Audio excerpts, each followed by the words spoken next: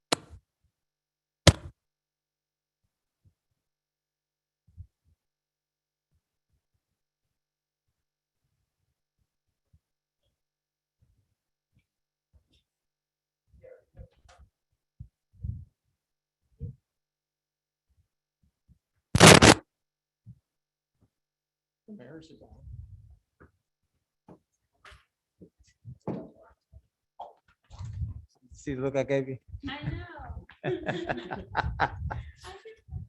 I think it's in here some. You know, I don't have it. Okay. Well, actually, you know what, Kira, wait a minute, I do. You do? I have it.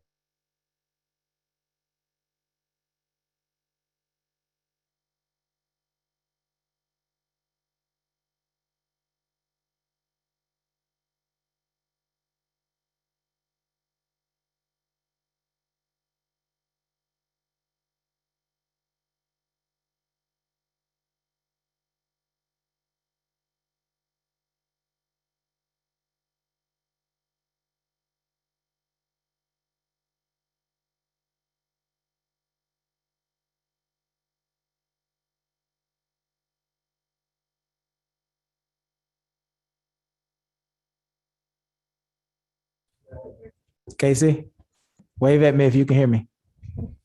All right, you ready? All right. Let's go. Good evening, ladies and gentlemen. Welcome to the City of Lamarck City Council meeting. This is a regular City Council meeting.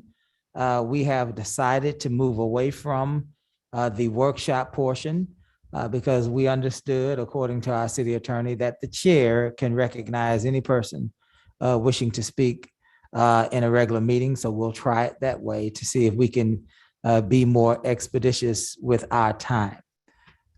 So the regular meeting of November 8th, 2021, notice is hereby given that the City Council of the City of Lamarck, Texas will conduct a regular meeting on November 8th, 2021, beginning at 6 o'clock in council chambers at 1109B Bayou Road, Lamarck, Texas, as well as via video conference hosted through Zoom in accordance with section 551.127B of the Texas Government Code. A quorum of the Lamarck City Council and Mayor intend to be at and will physically be present at 1109B Bayou Road, Lamarck, Texas.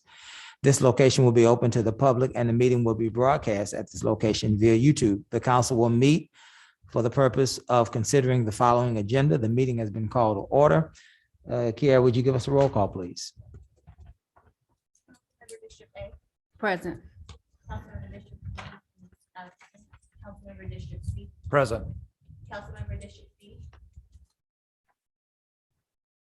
Present. And shall I give my address? No. Was that a yes? Yes. I'm sorry. I'm having a hard time hearing. I am at 18098 Timber Ridge Road in Arkansas.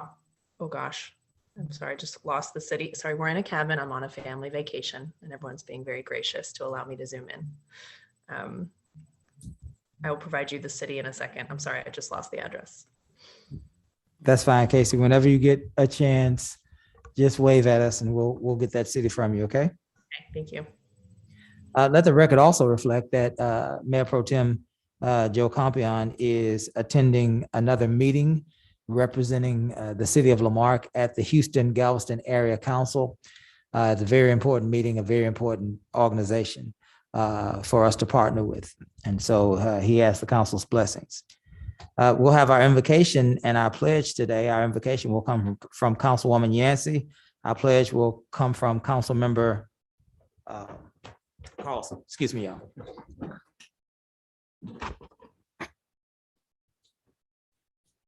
This evening, we come to you, God, thanking you for allowing us to see November 8th, 2021. We know there are many that did not make it through this COVID pandemic, but today we say we are grateful. In this season of Thanksgiving, we say we thank you for allowing us to be here. And now we pray for those that have lost loved ones as they enter yet another holiday season. And we ask you for strength. Help us to be their help in this time of bereavement and loss. And today we ask for wisdom as we, in the middle of this pandemic, still have to lead your people and still have to lead this great city. We pray, God, that you would help us to show love to one another, even when we may not like that person, but you have told us that we are to love one another. And because if we love you, and if we say that we belong to you, then men will know us by the way we love one another. So help us to remember that when all is said and done, that one day we will have to see you. And we will give a judgment account and a stewardship account of what we've done down here. We pray this in Jesus' name. Amen. Amen. I pledge allegiance to the flag of the United States of America and to the republic for which it stands, one nation, under God, indivisible, with liberty and justice for all.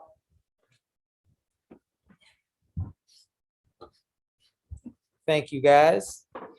Normally I would come down to do this next portion of our meeting, but this is a posthumous proclamation that was given to the family of Lewis Mac McGaffey on last week. And certainly we want to make sure that this is read into the record tonight. As we know, Mr. McGaffey was a very effective, long-serving, dedicated, and loyal volunteer of our city. He held many roles in our city. And certainly we understand that one of our parks, in fact, our flagship park, is named after Lewis Mac McGaffey. We want to make sure that we honor him, we honor his legacy tonight, and we want to let the people know certainly that Mr. McGaffey was loved and appreciated not only by this council, but certainly by this community. So the office of the mayor of the city of Lamarck proclamation, whereas Lewis Mac McGaffey was born December 26, 1937 in Ardmore, Oklahoma. And whereas he later moved to Galveston and was raised in Oleander Homes, then in 1957, he married Rosa Lee, and both were members of the Bible Baptist Church in Galveston. And whereas in 1977, he started his own business, Mac's Plumbing, where he actively served the community for the past 44 years. Whereas Mac was a community leader in all senses, he served as a Boy Scout troop leader, was a member of the Crime Stoppers Board, served on the Lamarck Civil Service Board, Building Standards Commission, Economic Development Board, and was serving as chairman of the Parks Board, where he had held that position for the past 19 years, which contributed to the renaming of Highland Bayou Park to Mac McGaffey Highland Bayou Park. Whereas if Mac wasn't helping someone in the community, camping, fishing, or watching the Dallas Cowboys play, he was enjoying his family, grandkids, and great-grandkids. And whereas Mac will always be remembered for his passion for life and helping others, and will greatly be missed by so many in this community. And now, therefore, we, the mayor and city council, hereby proclaim November 2nd, 2021 as Lewis Mac McGaffey Day. The city of Lamarck can encourage all businesses and citizens to remember his family in their hearts and prayers in recognition of his life and his dedication to this community. Keith Bell, Mayor. Again, we certainly owe Mr. McGaffey a debt of gratitude in the city.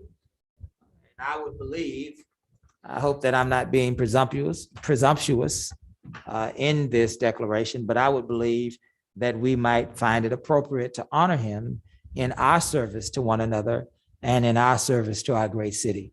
I think that he would like that very, very much. So moving to item 5, citizens participation, excuse me, limited to 3 minutes per person. Comments from the public will be heard at this time. Any person with city-related business who has signed up may speak to council on a specific agenda item, limited to 3 minutes. You should give the mayor your name and the item you wish to speak about. Compliance with the Texas Open Meetings Act, the city may not deliberate on comments. Personal attacks will not be allowed, and personnel matters should be addressed to the city manager during normal business hours. Press *6 to mute or unmute your phone if you're participating by telephone. If you're participating by smartphone or tablet or computer, you may find an icon on the lower portion of your screen. It should look like a microphone. If you would click on it, you would be able to mute and unmute yourself. And if you're standing in person, the mayor will call you to come and approach the podium.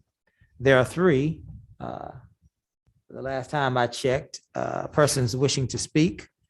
And the first person wishing to speak is a W.J. Young. W.J. Young. You may approach, sir. Welcome. When you approach, please give your full name and your address. My name is W.J. Young. I go by Tass, T-A-S-S. My address is 323 Poplar Street.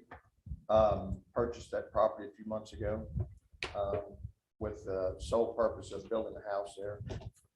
Contacted, I guess my biggest complaint, if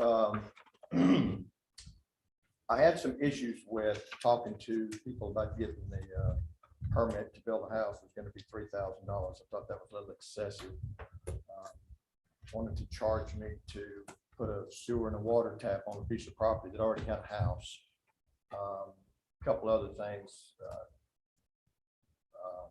So anyway, I decided that I wanted to try to maybe talk to the city manager. So I called your office here and got a recording, called again, got another recording. Third time I called, I think after I called 3 times, I got a call back. And I told her that I'd like to talk to the city manager. She said, well, he's kind of busy. And I said, well, I have some business that I'd like to speak to him about. And she said, well, maybe we can set up a meeting. I said, that'd be great, So she said, let me get with him and I'll get back with you. So she called me back, set up a meeting. Me and my wife went and spoke with him, and really nice gentleman. I'm not sure if he's even here anymore. I think he's a gentleman from his name. Mr. Carey, Chase Carey. I think he's the one from Dickinson. Chase Carey. Okay. Mhm. And sat down with him for probably 30 minutes, had a real good conversation with him. And he told me, and I explained to him, my biggest concern is that I want to be able to put my RV on the property while I build this house. And he said, that shouldn't be a problem. We'll work with you doing that, and so that was my biggest concern. Then the money to also the $3,000 building permit, the money for the water and sewer. He told me he'd work with us on that. Well, so I wanted to move forward, tried to call him several times, and I am not exaggerating here. I called twice a day for 2 solid weeks. Okay. Didn't get a call back from anybody from his office, nobody from the city or him. So I'm a little resourceful. So I ended up showing up here at 7:30 in the morning when he pulled up to go to work, and I caught him getting out of his truck. I said, man, I've been trying to get in touch with you for, a couple of weeks now. And he said, well, she said, I'm going to see what I can do. I'm going to work with you. Yeah. He said, let me get back with you this afternoon. That was 3 weeks ago. So I haven't heard anything. So I moved forward. We since decided that we found a house in Santa Fe to move to the piece of property. So I thought things would change a little bit. So I wanted to go ahead and get the temporary poles set for power so I could get my RV over there so we could get the house moved. Well, when I called Public Works to get to, oh, no, you can't do that. Oh, no. I said, well, look, I talked to them. Let's allow you another Okay, minute. thank Go you ahead. very Yes, sir. much. Yes, sir. So she, the girl that I was talking to on the phone was talking to somebody else in the background. And the one in the background was, oh, no, you can't do that. There's no way we're gonna let you do that. Oh, no, you can only leave it on there 72 hours. So well, look, the city manager told me that he was gonna work with me in doing this. Oh, no, there's no way we're gonna do that. So that's why I'm here. Sure. Well, I'm sorry that you've had that experience, but let me say this to you, Mr. Young. Do you have a pen? Here you go. Let's see if this works. You ready? 409 Mhm. 257 257, 6259. okay, That is my number. Okay. Certainly, you can call me anytime. thank you. Now, Mr. Argon is our interim city manager. He's been on the job for about a week, How you Mr. doing? Argon. And I want to give him your information. That'd be great. So I'm passing this to him. You have your number on it, Chief, if you could. My card. Thank you. So this time, if you speak with, I'm sure Mr. Argon will get back with you. But if you have any other difficulties, you have my number as well. Okay, I do appreciate it. Yes, sir. Thank you. Very much for your. Yes, sir. Mr. Rashard Loftus.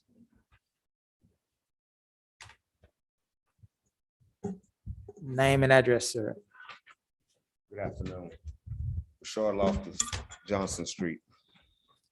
So I'm here to enlighten you all on housekeeping. Okay, he's My resetting time up already? it. 3 minutes go by fast. All right, Okay, there you go.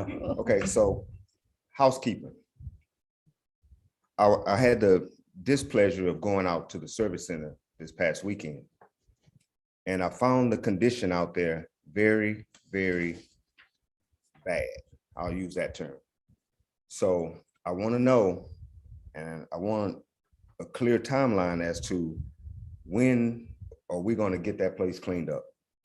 Because there is no reason that that place should be looking like it's looking. Broke down equipment, rusting and rotting away. Some perhaps new equipment just sitting out in the elements.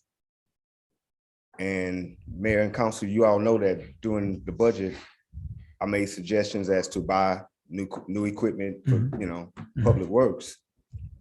And I really have apprehensions about that, because if we're going to be spending city money to buy new equipment and we can't even take care of what we got out there, then that's a problem. So, Mr. Aragon, you've been interim city manager. I want you to take a real good look out there. And somebody needs to be in charge of that place, cleaning it up. I mean, and this didn't happen overnight. It's been years of neglect out there. And it needs to be cleaned up and cleaned up fast. I guarantee you that we can probably not go to any other city around here and find their service center looking like that. Yes, sir. I guarantee you.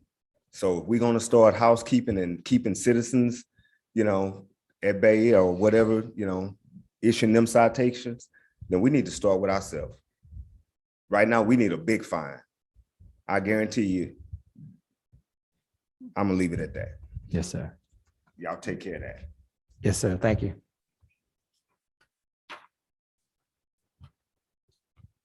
Mr. Clarence Caldwell. Name and address, sir. Clarence Caldwell, address 3603 Prairie Street, Marque, Texas. See, Gus Kimball. Yes. Knable. Oh, Knable. Like the tie, I got one just like it.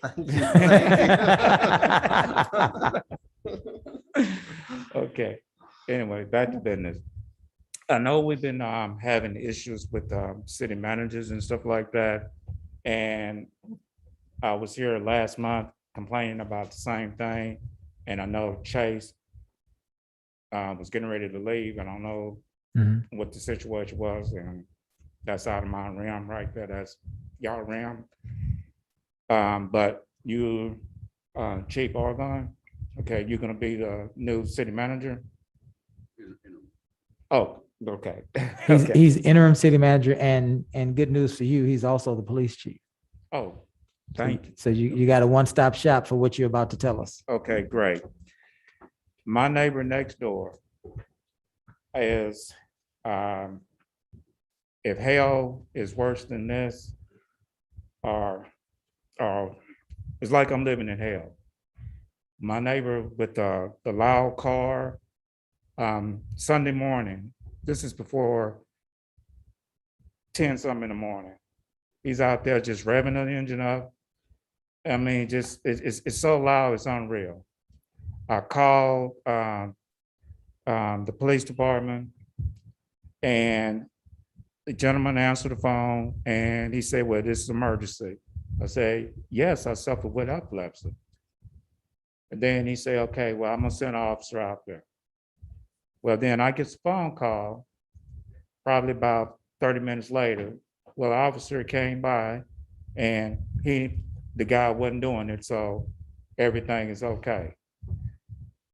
And I'm like, if I was to rob a store and y'all had it on camera, if the officer come by and I wasn't there, is that okay? No, it's not okay. I'm going to the penitentiary because I robbed the store. Well, this gentleman, he's doing that. They'll drive, I mean, it can be 5 something in the morning. He comes out there, he'll wave the light and everything, or flash the light off and on, or he'll wave his camera on, and then they just start honking horns. These are ordinances and stuff right there that y'all have, and this is also state law. You can't be doing that. And this has been going on since 2019. And nobody seems like they wants to do anything. I mean, I'm begging for somebody right there to stop it, to stop him from doing this mess. I mean, do it, I mean, please. I mean, I got it on tape. I got it on audio. I got it on video. I mean, I'm willing to sit down with y'all to show y'all everything. I mean, please. I know the neighbors, they live in trailers. I know they hear it. And I know it's deafening. I mean, please, can we please right there, even if it gets to the point that they say he got to abate and abandon the vehicle, something needs to be done, and something needs to be done with his family members, with the horn honking and all this kind of stuff, people that don't even live there. And he's making them do it. I mean, this is starting to get old. I mean, and I don't want to, to sound like a broken record or nothing like that, but if you ever been a prisoner of war and you had to right there endure horn honking, loud music and all that kind of stuff as part of your torture, that stuff gets to you because it's PTSD. This ain't funny. This ain't no joke. I served my country right there for playtime. But this is what's going on. And this right here, it has to come to a stop. I'm at my breaking point, sir. And if I was to do something, y'all be blocking me up, and the perpetrator right there could have been taken care of a long time ago. Yeah. Please. Ms. Caldwell, would you do us a favor and exchange numbers with Chief Argon, please? Yes. Okay, let's do that because I gave you an extra minute because you were telling Gus how fly his tie was. I appreciate it. And any man that can recognize a fly tie like that needs an extra minute. Yes, yes, sir. All right, thank you, Mr. Caldwell. And certainly we are understanding of your issue. And I'm sure Chief Argon will do what's necessary to uphold the law, whatever that means. I don't know what that means because I'm not a police officer, but I'm sure he will definitely get with you and find a pathway forward. I appreciate it. Yes, sir. Thank you. Let you be close to first.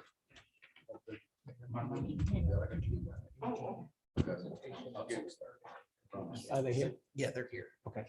Let's instead of going, council, instead of moving to our minutes, I'm going to pull item, where is it, Gus? It is. Adding item 7E out of new business. Because we have the Attorney General's office, the State Attorney General's office on the line. And we want to be cognizant of their time commitments. And so we'll move to 7E very quickly, and we will allow Gus to read us into this issue and allow the Attorney General to speak. 7E, discussion possible action regarding adopting resolution number letter R-2021-0028, approving the State of Texas Political Subdivisions Opioid Abatement Fund Counsel and Settlement Allocation Term Sheet as provided by the Office of the Texas Attorney General, approving the settlement participation forms for both Johnson & Johnson and the distributors promulgated by the Office of the Texas Attorney General, and authorizing the city manager to execute documents upon the approval of the city attorney. Mr. Knable. Sure. So this is the Texas Attorney General, along with a number of other states, sued Johnson & Johnson and some other distributors of opioid prescription drugs. There has been a settlement in that case. Various cities and counties in the state of Texas are eligible for settlement funds from that case. Rick Berlin and Amanda Sanders with the Texas Attorney General's office are going to give a brief presentation on the history of the case and what the settlement funds can be used for, but just round numbers for the city of Lamarck. They're looking at about $98,000 that the city of Lamarck will be eligible for under this settlement agreement. Great. Can you guys hear me okay? Yes, ma'am.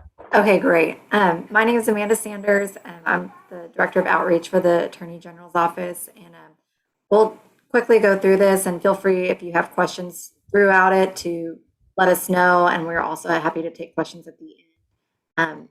But I want to just give a quick background. I know that the opioids crisis has not been something that's been at the forefront of the news lately, but it is still an increasingly dangerous issue in our state. Just in the last year, drug overdose deaths in Texas increased by almost 32%, primarily driven by opioid overdose deaths. We know many cities and counties have been financially impacted by this, and we know that you guys are in need of getting some funds to address this issue. And our office has been a part of numerous litigation and investigations of different companies who either manufacture, distribute, or market these drugs. And this is one of those settlements. It happens to be a settlement with three major distributors, and then probably the biggest opioid manufacturer, Johnson & Johnson. Combined, this is a nationwide settlement of $26 billion. You can see how it's broken down there between the distributors and the manufacturer across the nation. And it's also including some injunctive relief that's changing the way this industry operates so we don't run into these issues going forward. We'll get into that in a little bit. But Texas could receive as much as $1.5 billion from this settlement combined for opioid abatement. This is going to depend on how much participation we can get. As was mentioned, we are looking for maximum joinder from all cities and counties across the state, both litigating and non-litigating. And the deadline for subdivision sign-on is ending January 2nd of next year. And so that's why we're eager to get this before many city councils and commissioners courts for those to adopt it. And we'll go through who those have signed on. We know as of right now, those signed on or have verbally committed to signing on, we're just waiting to receive their documents. We have about 340 subdivisions across the state. I'm going to turn it over to Rick now to kind of get into some of the details on this settlement, and then we're happy to take any questions. Sure, and thank you, Amanda. And I wanted to emphasize that January 2nd date as we go through some of the other slides on this presentation. Everything is kind of geared towards having the subdivisions sign up by that date. And if you miss that January 2nd deadline, there's a huge chunk of the settlement that won't be paid out. So just wanted to emphasize that. In addition to the monetary part of the settlement, there's also injunctive relief against the manufacturers and the distributors. Johnson & Johnson themselves is enjoined from making opioids for the next 10 years. And the distributors, one of the main problems with the opioid epidemic was a situation where the left hand didn't really know what the right hand was doing. And so you had counties where there were thousands of residents getting hundreds of thousands of pills. You also had situations where individuals could doctor shop, and so they would go to multiple pharmacies and multiple doctors to get these pills. And so part of the settlement is creating measures that will help prevent and detect these issues in the future. So how the settlement works is Texas will get, and this is based on the idea that we're going to have everybody sign up. As Amanda mentioned, we've gotten a majority of the way there. So we're hoping we can get everybody on board by January 2nd. But Texas will get $1.5 billion. Johnson & Johnson has actually agreed to pay its portion in January, so at the first of the year. So again, that's another reason why the January 2nd date is so important, is because there will be a big lump sum that comes from Johnson & Johnson right in the beginning, rather than over 9 years, like we had originally structured the settlement. And then the distributors, their money will come in largely in the first 3 years. Again, why it's important to be signed up by January 2nd. And then the tail over 18 years in much smaller payments. So you want to make sure that you're there on January 2nd. Oh, no, that's great. One more thing on this slide is you see there's under the second bullet point, base payout and an incentive payout. What this is talking about is for cities and counties that have not yet litigated, so they haven't sued any of these distributors or manufacturer. If for some reason one of those cities or counties decides to then file suit, it would take about half of the settlement funds and put it in a trust as a sort of backstop for those lawsuits. And then when the lawsuit is resolved, the payments can happen again. But we really want to avoid that. And all we're asking in this context is, if you haven't already filed suit, then don't file suit in the future. And then this is talking about the offsets and the trust that I was just talking about. And it depends on the size of the suit.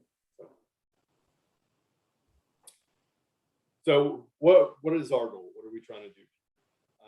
We view this as a public health problem. We want to get the money to our communities as quickly as possible. Last year was the worst year for the opioid epidemic in Texas. And so this is something that we see as an ongoing problem and something that we want to act quickly to address. So our goal is to get all 406 subdivisions to sign on to this settlement and get as much money to our citizens and communities as possible.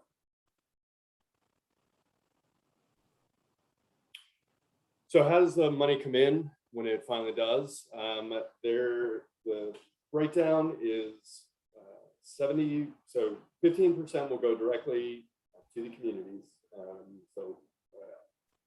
Earlier they mentioned there's 120,000 actually to the city of Lamarque, 98,000 from the distributors, and then another 22,000 from Johnson & Johnson. So that 15% should begin to arrive in March or April of 2022. And the way that will get distributed is according to 15% direct payment, 15% of the $1.5 billion will go to the state, and then 70% will go to opioid abatement and fund that is governed by the Opioid Council. And this was agreed to in something called the Texas Texas term sheet and then adopted into legislation by SB 1827. And so it codifies essentially what's in the agreement. The 70% share that goes into the opioid fund is separate from the general fund. It was very important to the court and to all of the parties that we learned from some of the mistakes that happened in the tobacco litigation, where that money ended up not going towards dealing with the problem. And so this money is going to be kept separate from the general fund. And then the Texas Opioid Council, which has 12 members in a chair, half of them are appointed at the state level, and the other half come from the Health and Human Services Commission's regional health areas. And so then there's a person appointed from each one of those sections. And they're the ones that are going to adopt the rules on how this money is distributed. The intent is that we have as few barriers to entry as possible. We believe it will be through something like a grant process where you can partner with other cities in your area, or you can partner with county, you can partner with hospital districts, and pitch to the Opioid Council what projects you think would be helpful to help the opioid issues in your community. Okay, and so here's the money we were talking about earlier, the 98,000 from those 3 distributors, and then 22,000 from Johnson & Johnson. This next slide is the portion for the coastal communities that will go into the opioid fund. And this is what you'll need to petition for if you have projects that you think would benefit from these funds.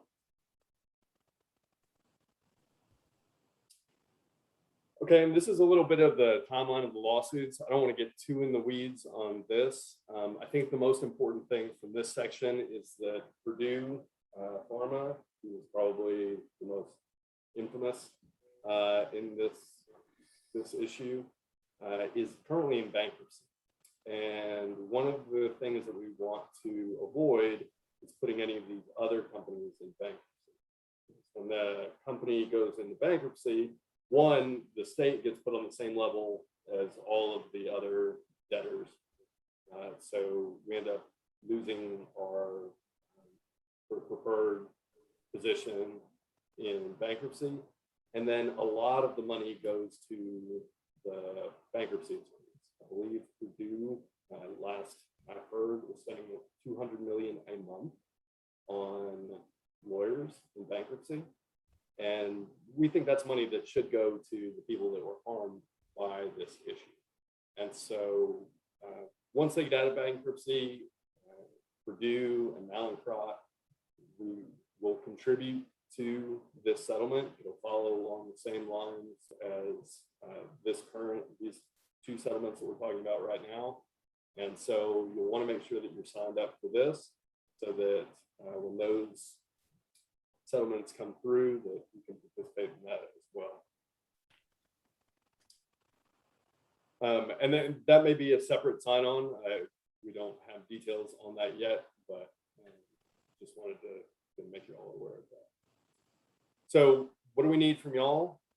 There are 2 settlement releases that we would need to be executed, as well as the Texas term sheet, which is the agreement on how the money is distributed. And we would need these back in our hands by January 2nd, 2022. And then these last couple slides are all the places that have already signed on. And then this website is good for any questions that you may have going forward. You can also email us at that email address there. The lead counsel for Texas's opioid litigation personally checks that email. The website also has copies of exemplar resolutions. If you need to to take a look at one, to sign on, as well as the releases that need to be signed to join the settlement. And I believe that is it. Very good, sir. Excuse me, what was your name again? Rick Berlin. I'm sorry, I couldn't hear you. Sure, Rick. And then last name is Berlin, like Germany. Can I call you Rick? Absolutely. Thank you, sir. Council, do we have any questions for the Texas Attorney General's office? Casey, do you have any questions? No, no questions at this time. I appreciate this presentation. Michael? No question, sir. Kim? No question. Very good. Gus, did you want to follow? Just thanks again to the Attorney General's office, and 7E will be the resolution we'll be asking the council to adopt to allow the interim city manager to sign the release and join the settlement. Very good. We will pick that back up in our new business. So thank you again, those of you that have come from the Attorney General's office. Certainly we are, we're going to take action on this tonight. Thank you. Great. We look forward to receiving your documentation. And feel free to reach out to either one of us and that email as well. Appreciate it. Yes, ma'am. Thank you. Thank y'all for having us. Item 6, minutes. 6A, special meeting minutes of August 9th, 2021. B, special meeting minutes of August 16th, 2021. C, special meeting minutes of August 23rd, 2021. And D, special meeting minutes of September 20th, 2021. I'll entertain a motion to approve. So moved. Is there a second? Second.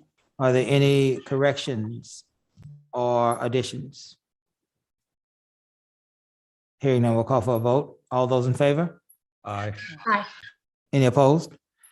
Item 7, new business. 7A, discussion possible action regarding adopting resolution number letter R-2021-0024, casting votes for Matt Doyle for the Board of Directors of the Galveston Central Appraisal District for a 2-year term beginning January 1st, 2022 through December 31st, 2023. I'll entertain a motion. So moved. Is there a second? I second. While you're seconding the motion, ma'am, did you remember where you were at? And Yes, I can tell Arkansas? you right now. Yes, and forgive me. There's been a lot of camping in the last week for me. We've moved around a lot. I apologize for not having that address at the ready. You're fine. I'm at 18089 Timber Ridge Drive, Siloam Springs. That's SILOAM Springs, Arkansas. Siloam Springs, Arkansas. That sounds very, very fun. It's been lovely. And I finally had a shower, so that's even better because it's That was too much information. I'm just teasing. I really, really hope you're enjoying yourself, Casey. Thank you. Team, so this is an important item for a couple of reasons. We do realize that over the last 2 years, the Central Appraisal District has raised the valuations of our properties by at least 20%. I believe that's safe to say. In fact, there is another item on this agenda tonight as we deal with a potential tax rollback election that is directly attributed to the Central Appraisal District valuing our homes, and our properties at higher values, 20% for many of us. And so it's important that we have a member on this particular board of directors that understands property values in the city of Lamarque. Former Mayor Matthew Doyle was the long-serving mayor of the city of Texas City, certainly would understand and know property values in his sister city. It's important for that reason. It's also important because our little city is small. And we don't have alone enough votes to compete with some of the bigger cities to our north. When you add League City and Friendswood and potentially Dickinson, it puts us at a disadvantage. And so what we've tried to do is we've tried to team up with our sister city, Texas City, and potentially other cities in the mid-county to decide on one person to nominate and to vote for, in hopes that we would be able to get that person on the board so that they can help us to be represented when it comes to these policies and these values that are being implemented on our property. And so that's why this is important. Is there any other discussion on this matter? Well, let's vote. All those in favor? Aye. Any opposed? Item 7B, discussion possible action regarding adopting resolution number letter R-2021-0025, supporting the Emancipation National Historic Trail that is currently being studied by the National Park Service and requesting a historical stop or historical marker in Lamarque as requested by the Lamarque Economic Development Corporation. And so Chairman Ron Crowder and the Lamarque Economic Development Corporation sent us a letter asking us as the governing body to send a letter requesting that our city be a part, or that our city would have a stop on this Emancipation National Historical Trail I believe for two reasons. The first reason would be that our city was and still is a part of history. And this is a significant event. By the way, this is a bill that was passed in Congress by Senator John Cornyn in the Senate, and I believe Representative Sheila Jackson Lee in the House. And so this bill has bipartisan support in the federal government. It's definitely a marker that would be beneficial to Lamarque, because this city is a part of history. And also, I believe it will bring an economic windfall to our city. When tourists come, they tend to spend money. And when they spend money, certainly we are able to realize the sales tax. And so there's two-part reason for this to be on our agenda tonight. And I will entertain a motion. So moved. Is there a second? A second. Is there any discussion? I have a question, Mayor. Yes, sir. I know we talked about this in July, and I know we left it at the EDC. Do we have an exact point where we want the marker, or does the EDC pick? Or, because I'm looking at the map, I think it still looks like it's kind of in the middle. I mean, it could go one of three ways. Have we narrowed that down yet? We have not, as a council, narrowed this down. I don't know if the Economic Development Corporation has done any other work on this, because I assume they were waiting on us to send the letter. But to my understanding, and maybe Kim knows something different, because she, I believe, may have some information on this. But to my understanding, there is a cemetery in our city that may have some historical value, as well as a couple of pieces of land that the Economic Development Corporation owns, that they would possibly turn into some sort of a monument or museum. That is the extent of what I know about this particular topic from the Economic Development Corporation. Councilwoman, do you know any? They would just have to, once we give them the letter saying that we would like to be a part of that, then their people will begin to investigate the history of Rising Star Cemetery. The first African-American school was not in West Texas City. It was actually in the city of Lamarque, across the street from Rising Star. So all we're doing is giving them support, saying that we are in support of being a part of the Emancipation Trail from Galveston to Houston. So they'll do all the research to find out that history. Okay. And I was just curious, how is this letter of support different than what we already authorized a few months ago? I mean, I'm super in support of this. I'm so excited about the possibilities. I just couldn't tell what was different about this agenda item than the past. I I don't believe, think it's any different. I Yeah. think it's just officially making it official. Before they brought it to us, we said we liked it, then it went back to the EDC. Now the EDC has voted on it, and they brought it back to us. Yeah. So, I see. So the letter hadn't actually been executed yet. This is precisely, it hadn't been executed yet. So I think tonight is the night that we move forward with the final execution. sounds great. Thanks. Yes, ma'am. Any other discussion? Hearing none, we'll call for a vote. All those in favor? Any opposed? Item 7C, discussion possible action regarding adopting resolution number letter R-2021-0026, determining the validity of petitions signed by registered voters within the city of Lamarque, Texas, intending to require a special election to be called for the next uniform election date to reduce the city's adopted tax rate fiscal year 2021-2022. And so, friends, we realized that on last Monday, we acknowledged the receipt of a petition as it was in accordance with Senate Bill 2, the year 2019, that basically allowed for our citizens to petition for a tax rollback if in fact our tax revenue increased by over 3.5%. And so that petition has been turned in.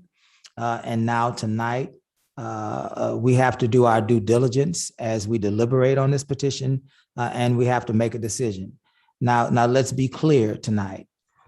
This is a process. And in this process, we are bound by our oath to the citizens that we serve. We have to do our due diligence. And so what will happen after this is not anything other than us trying to make sure that we can vote on the validity of this petition. Nothing more, nothing less. And so one of the things that we were able to see because of the reporting of Emma, our local reporter, is that there may have been questions about this petition by some or other members that signed a petition. That can be cleared up very, very simply by understanding those persons that brought the petition, the people that knocked on the doors, because these are the people that supposedly made the errors in some of these petitions. And so that could be cleared up quite easily by understanding who these people were. And so is there anybody in this audience today that signed or that brought the petition around for people to sign? Mr. Mishtich, would you approach, please?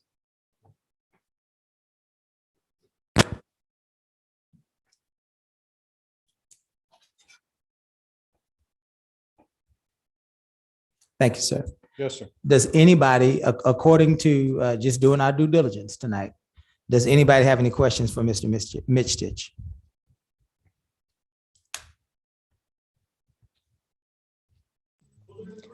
No questions from me. No, thank you.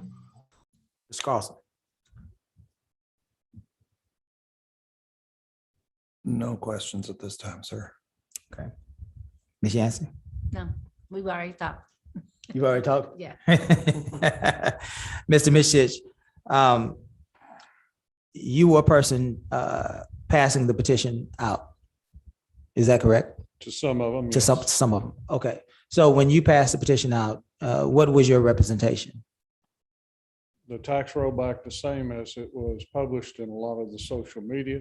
Why, what it would do, the preference that council turned down, suggestions for a minor increase, and with that, then the petition is allowed.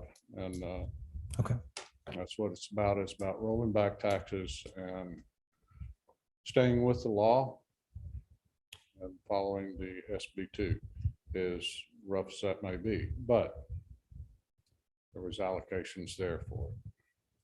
That's it. Okay. One of the things that I thought that I may have read in the article was that, and this may not have been you, was that some of the people passing the petition around allowed people who were not present to sign those petitions. Do you have any knowledge of that? None whatsoever. When you passed the petition around, did you allow for every? No, each person. Each person Each signed. person did. And you'll notice if you went through it, there are some that are single where there was a spouse, but the spouse wasn't there, so they couldn't. Sure, sign. sure, They wanted to, but they couldn't do it. sure. So the next question would be, because the other part of this article suggested that there was a company hired to do this petition. Are you a part of that company? Was that part of you? I am not, don't know. Okay, And I don't really put a whole lot of salt into what a public paper or anything else says about the petition. I do know that the petitions were submitted. People signed them in good faith. They knew what they were doing. I have had multiple calls and emails and responses of people wanting to sign the petition. We couldn't get to everybody. And it really wasn't necessary. There's a minimum to meet, and we met that. And in the attachments that are in there tonight, it shows that there were more than enough that were validated by our city clerk and whoever else they used at the county, I guess. But they have been validated. So I really don't see an issue on this. sure. And remember, we started this conversation with, we have to, as a council, do our due diligence, and you're familiar with this I process. understand. Right. So you were not part of this company that was suggested. No. I Okay. don't know. Okay, thank you, Mr. Mischich. Thank you. Kiara, did the city clerk's office reach out to this proposed company? Reached out to the person who actually delivered the petition to us, and they told us they would attempt to get in touch with the company to have them here present tonight, but it looks like they were unable to show. Okay, and who did you reach out to? Just Okay, Mr. Lowry, would you approach?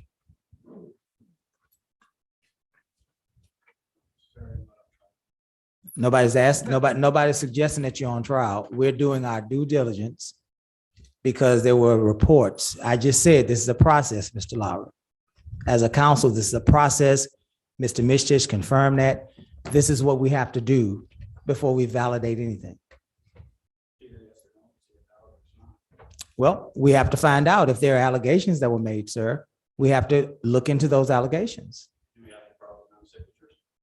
We don't know. We don't know.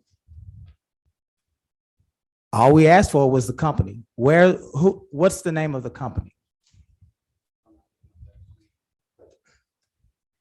Okay. Council, do you have any other questions? Mr. Mischich is willing to answer those questions. Mr. Lowry appears to not be willing to answer those questions. Do we have any other questions? Perhaps Mr. Mischich might help us. How many, again, for the record, how many names were necessary to be on the list again? Kiara? For it to be a valid petition? There were 331 signatures required. Okay, and how many were turned in?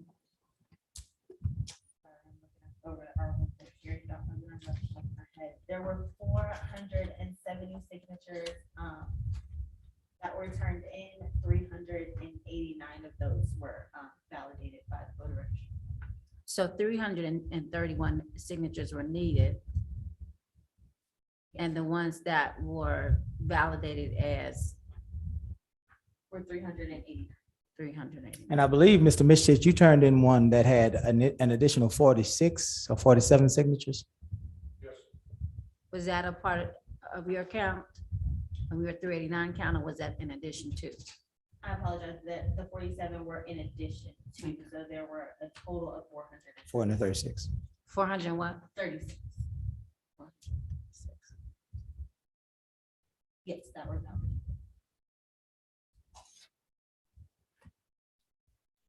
Any other questions? So what is our population again? I just want to know that. What is our population again as a city? Do we know that right off the top of our head? Do we know our population? We are, Yes, right under 18,000. well, the new census says about 18.5 roughly.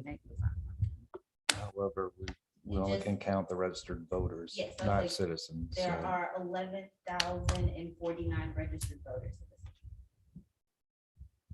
So 11,049 registered voters. And according to our charter, it only takes 331 signatures from the persons that voted in the 331 signatures, period. Okay. Someone tell me what percentage that is right off bat.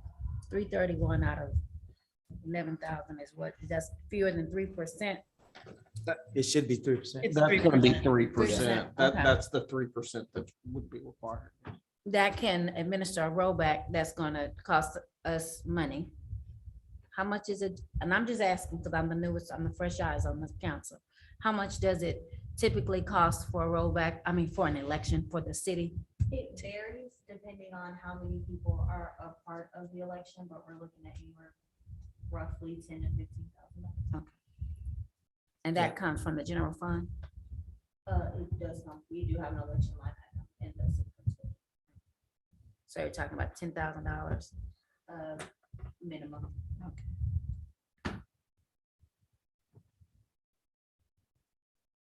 Okay, so a $10,000 election for 331 signatures, which is less 3%. Okay. I'm just trying to figure this out. And just make it for the record as well. So we don't know the company that did it according to but looks like 436 signatures were given. So they only needed 331. I've gone through the list. I too have received phone calls about people who signed it erroneously. Some of them were in District 1. District A, I'm sorry.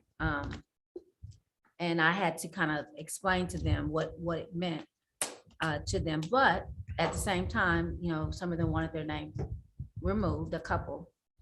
But once you sign, you've signed it.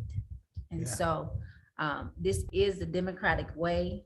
It's the American way to have a checks and balances. So that's never a bad thing.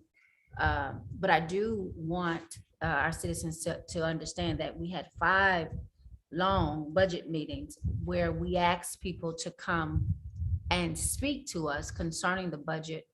And we only had one person actually to show up that did not necessarily agree with it. So we, in good faith, went forward knowing that we did our due diligence to see where we are. We are experiencing growing pains within our city.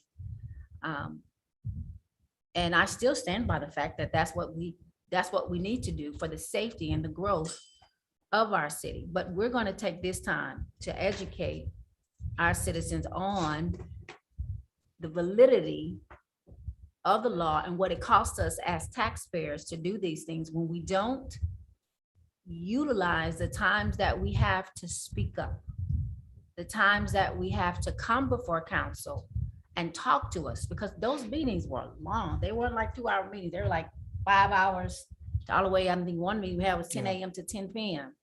So we begged for people to come in to let us know how they felt about some of the things we were trying to do. And not one time did anyone stand here during those 5 meetings and say anything other than what they needed. We had the town hall meetings that happened. And so it's really unfortunate that we're now faced with a rollback election when we could have utilized the time that we had to speak before council to let us know, in addition to the town hall meetings that we went around talking to people.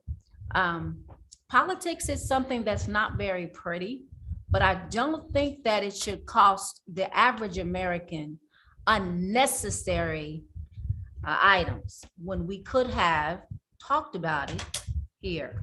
Because the opportunity was definitely here. So that, if I'm disappointed in that, Mayor and fellow councilman, I'm disappointed in that we were very transparent. We asked people to come.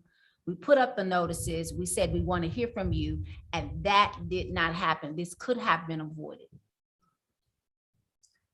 And sometimes you wonder, why would a person sit in the pocket when the opportunity was there to speak?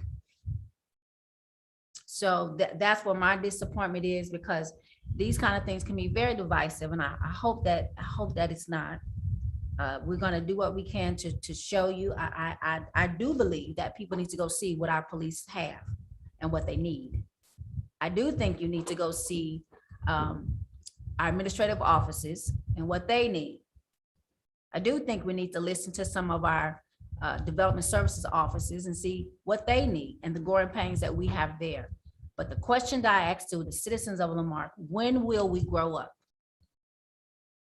When we become professionals, adults, and learn that it's okay to disagree, but let's use the forums that we have to come together let's go forward in this city.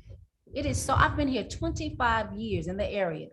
Our church was here. I may have slept in Lake City. We moved back, but some of the things that we go through as a city is unnecessary.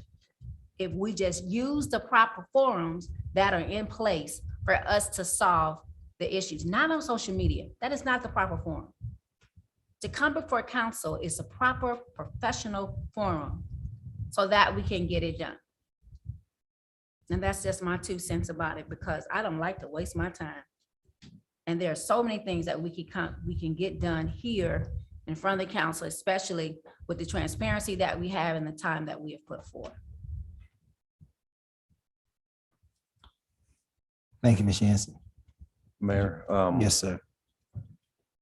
You know, I'm all for letting the people speak, letting the will of the people speak. I don't get on a soapbox. You guys should know by now. However, I'm still for letting the people speak. Let the voters speak. But I'll tell you what, there's a gray cloud now cast over if there's a company that's used and we don't know anything about it. Okay, but you know what? Let the people speak, because the truth will come out. The truth will come out. It always does. So whether this company is legit, whether it's not legit, doesn't matter. It's going to come out. It will come out. They have enough votes. They have enough signatures. They're all validated. Let the people speak. So that's my 2 cents on it. Sure. Casey, did you want to weigh in, or? You know, I completely stand by the words of my fellow council members. And I think the only thing I would add is that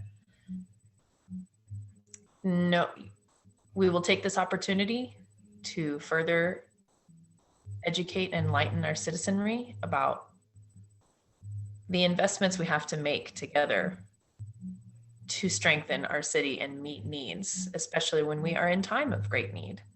And taxes are one of the ways that Americans do that.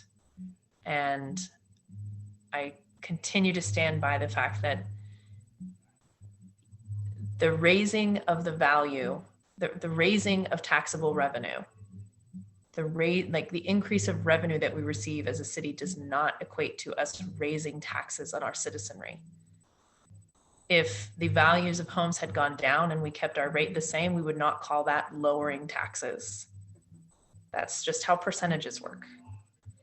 And I was very much looking forward to the immense amount of good that we are going to do. And I hope that we will be able to with that revenue. And I think this is an opportunity for us to meet our citizens and have conversations, as Ms. Yancey said, and hopefully let everyone understand even more about the very hard and very tricky work that is balancing the city budget. You know, we never say we're doing it perfectly, we're doing our best. And I stand by the work that we did during budget workshops and that we were just doing our very best to meet the needs of as many people as we can, as best we can, and as frugally as we can. So, thank you. Thank you, Casey. I started this section of our meeting off by suggesting to all of us that this will be a time for us to do our due diligence. Didn't I say that? Which meant that we had to go through this process of understanding how these signatures were obtained, because there were some questions about how some of them were obtained. I didn't write that story. I'm not a newspaper reporter. Emma wrote that story. I read the story along with many of you, and that is a trigger for a council who's sworn an oath to uphold the Constitution, to do our homework and our due diligence to see how these signatures were obtained. That's our duty. Councilman Mistich participated and complied because he was a council member. He knows that that's our duty. He didn't get upset, didn't get angry. He just participated in this process. I too have received phone calls about people who believe that they were misinformed. Whether they were or not, I was not there, but I received those phone calls. In fact, my grandmother-in-law signed the petition. And when my wife called her, she said, "That's not what they told me." That's okay. The only thing that we are trying to do in this setting, in this moment, is to find out exactly what happened. And if we all live in Lamarck and we are all citizens of this great city, then it is our obligation, if we're serious people, to try to work together to make sure we are understanding what the next step forward is. And too many times in this city in recent months, there has been division and threatening and bullying and all other sorts of things in the middle of the people's business. And that's not going to help us move forward in any way. Unless we learn how to respect each other and work together, we will not move forward. And that's the truth. The last council that we had was one of the most successful councils that we've ever had. And I've been here long enough to know what that was. And that's because we didn't always agree with each other, Mr. Mistich, but we did work together and we did compromise.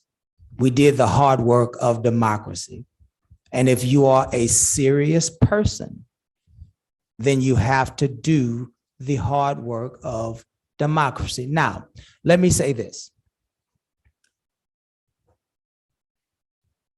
We had to perform the due diligence to make sure that we understood. We still didn't get any answers, and that's unfortunate. Because all it would have been was that a company would be provided and we would ask them the same questions that we asked Mr. Mistich. And they would have said what they would have said. And then we could have went back to our constituents, the ones that called me, perhaps the ones that called Kim, maybe the ones that called Casey, and maybe the ones that called Michael. And we would have been able to say, oh no, we met the company, we met the employees, and we asked them and they told us their process, and it would have been a dead done deal. We have not had a chance to do that.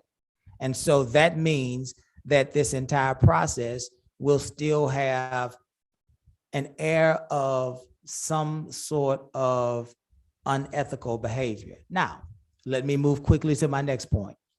My next point is this: it would not have mattered to me if it were only one person who signed this and signed this legally and accurately. I am all in favor of every issue that we have go before the people. This council is a transparent council. It could have been one signature, wouldn't have mattered to me. That means that that is an opportunity for us to go before the people. And anytime you do the people's business, especially when you're dealing with their pocketbooks, you always want to go before the people. That's not a problem. Not for me, and I don't believe that that's a problem for our colleagues. And that debate will be had, and we'll be glad to have that debate. Now, let me just give you a timeline, because I think that there's some misinformation that has been moved through our city. Susie, are you with us? Yes, sir, I am. Susie, could you help me with this timeline very quickly? I can try my best, sir. When were you first made aware, if at all, that this council gave you priorities for this current budget? Can you say that again? When was the first time you were made aware of council priorities for the budget that we just finished? It was the retreat. I believe it was July the 5th. The same night, council had the town hall meetings with the people. That was when I was first aware of council's priorities for the upcoming budget 2022. July the 5th, council made you aware of their priorities. Yes, sir, at the retreat. And what were those priorities to your recollection? Majority of them were really police needs, and also the drainage needs. So, but the bulk of it was really public safety. So on July 5th, or whatever the date that is, I'm going by your date, not mine. July 5th, the council made you aware that our priorities were mainly public safety driven. Yes, sir. Do you remember when the budget workshop started? It was the last week of July. It was a Monday, Tuesday, and Thursday, but we also added 2 more days in August. So the last week of July. Do you remember the first, what was the first department that we worked on? I believe it was police, because from the town hall meeting, the citizens who spoke up really needed some improvement, some additional equipment for public safety, additional personnel. So that was what guided us through the process at the budget workshops. So July 5th, council gave you their priorities. July, let's say it's 26th, I think my recollection serves me right. The council worked on adding investments to the police department. Yes, sir. When did you and I have a phone call with Cheryl Johnson?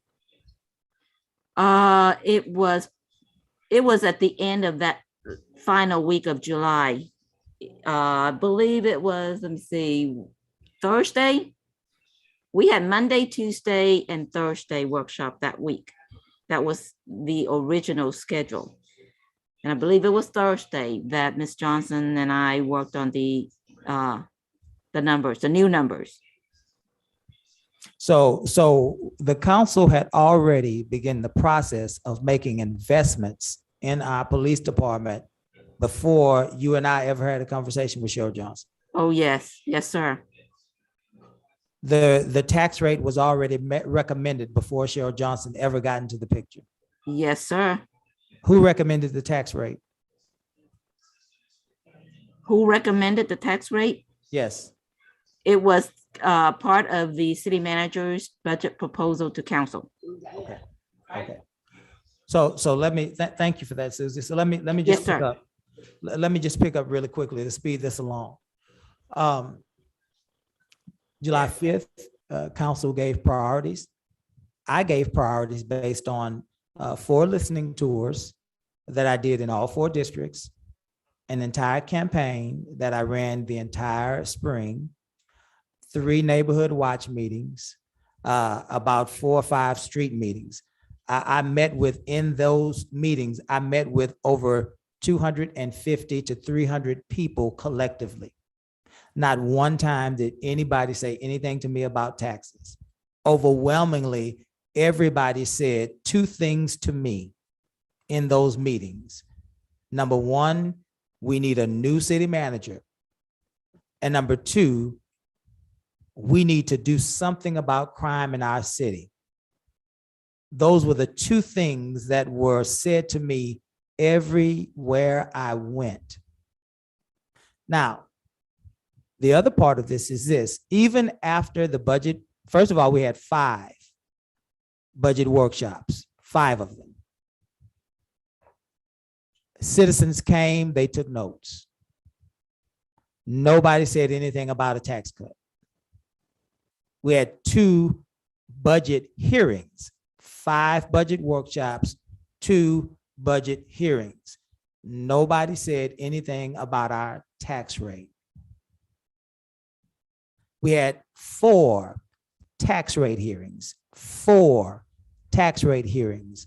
Nobody said anything about our tax rate with the exception of Mr. Mistich. That's 11 times that people could have publicly addressed us about a tax rate or even our budget. And only one person out of over 18,500 people asked us to lower it a couple of cents. And so any council with any logic would look at 18,500 plus people, 11 some odd thousand registered voters, and see out of 11 some odd thousand registered voters, only one person objected. So that means the majority rules. That's common sense to me. But somehow that didn't happen. Why that didn't happen, I don't know. I think that the truth will come out. But I honor you, Mr. Mistich, for your courage. And I believe in my heart that you are trying to do what you think is right. That's fine.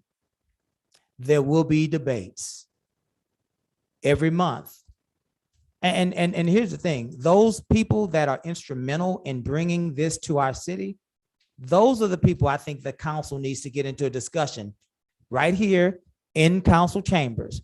We're going to get off of this dais. We'll put a table right here. We'll take our cell phones and put them away, take notes and put them away. And myself, and if the council wants to be a part of it, Mr. Mistich, the other leaders of this petition, because here's the issue.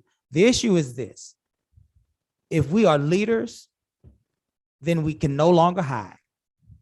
If we are leaders, we come right down here, just like everybody else, and we discuss the issues of the day, because this is a democracy. And democracies don't run on social media. Democracies run in the town square. America used to be a place where the democracy in which we live was settled in the town square. And all of a sudden now democracy is not settled in the town square. It's settled in places other than the town square. But if we want to move forward in this city together, it's time to bring the town square back. My brain against your brain. My intellect versus your intellect.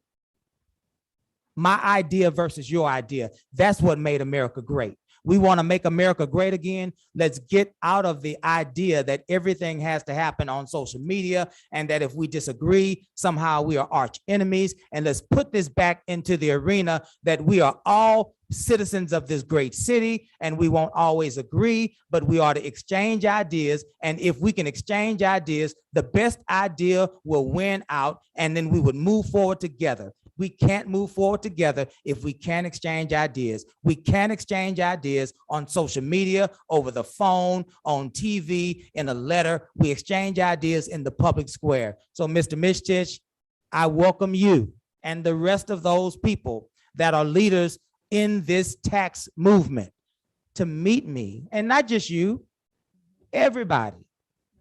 It can't just be you every time, Robert, but every leader. Come and talk to us. Let's let the best idea move forward. Because here's what I see, and then I'll be done. The way that I see it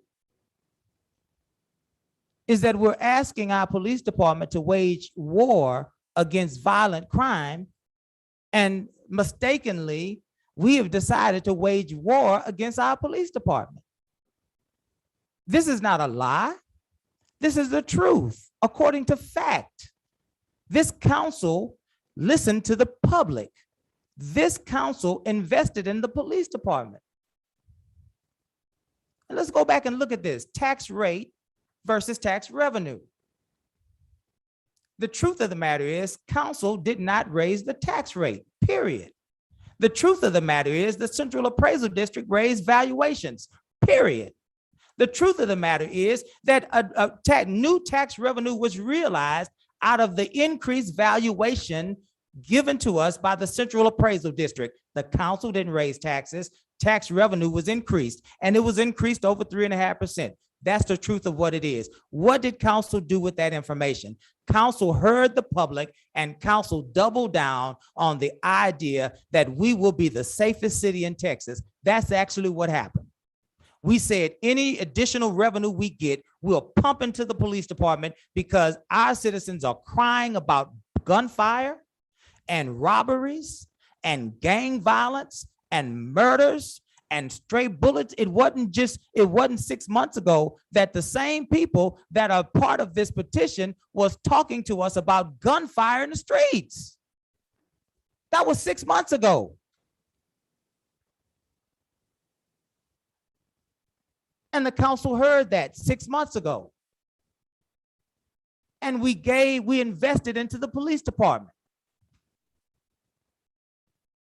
And if there is a tax rollback, whether we like it or not, it's not spin, it's not politics, it's the truth. It will be catastrophic to our police department. Catastrophic. That's the truth. If you don't believe me, or maybe you don't believe Michael, or maybe you don't believe Casey or Kim, then you ought to believe Chief Randall Argonne, who said as such, it will be catastrophic. You ought to believe Chief Taylor, is that his name, Chief, that was on the Zoom with us the other day? Believe Chief Taylor, who said it would be catastrophic. Believe Chief Wiley, who said it would be catastrophic. Believe Michael Matranga, who said it would be catastrophic. You don't want to believe those police chiefs? It's okay. Believe the Marque Police Association, who wrote a whole letter and said it would be catastrophic. You don't want to believe the union? These are the people that are walking around with the guns trying to wage war on violent crime in our city. We're not believing the police union anymore? Okay, well, let's believe the Citizens Police Academy, who also have conveyed in their own way a tax rollback will be catastrophic to our police department. It's not Bell saying it, it's the majority of the community. We are waging war, whether we know it or not. And I don't believe that's your intention, Robert. On a police department that we're asking to wage war on violent crime. I've heard a couple of other things. I heard, well, we can solve this with grant money. I've heard that, Robert. I'm not saying you said it. I heard that. Well, what is grant money? Grant money is tax money. Grant money is the money that we give to the federal government because they tax us as well. Our income tax, capital gains taxes, all of those taxes turn into grant money. And so if we utilize grant money, first of all, you know how many cities there are in America? I don't know how many cities there are. I know it's a lot. All of them, Miss Austin, all of them are applying for grants. They're highly competitive. The odds of you actually being awarded a grant are slim to none. Number one. Number two, even if you're awarded a grant, it's only for 2 or 3 years. And then then those people have to then come back onto your payroll. And you can't do 5 or 7 or 8. They only give you a few. And Robert knows this. You start off with a sliding scale. First is maybe 90% they pay. The next year, 50% they pay. The last year, 20% they pay. And then that person is right back on your payroll. It's federal tax dollars, the money that's coming out of your pocket and my pocket. And for the life of me, Miss Austin, here's another thing that I don't understand. We would be more willing to allow money that we have no direct control over, right? Because we don't know what the federal government is doing with our money.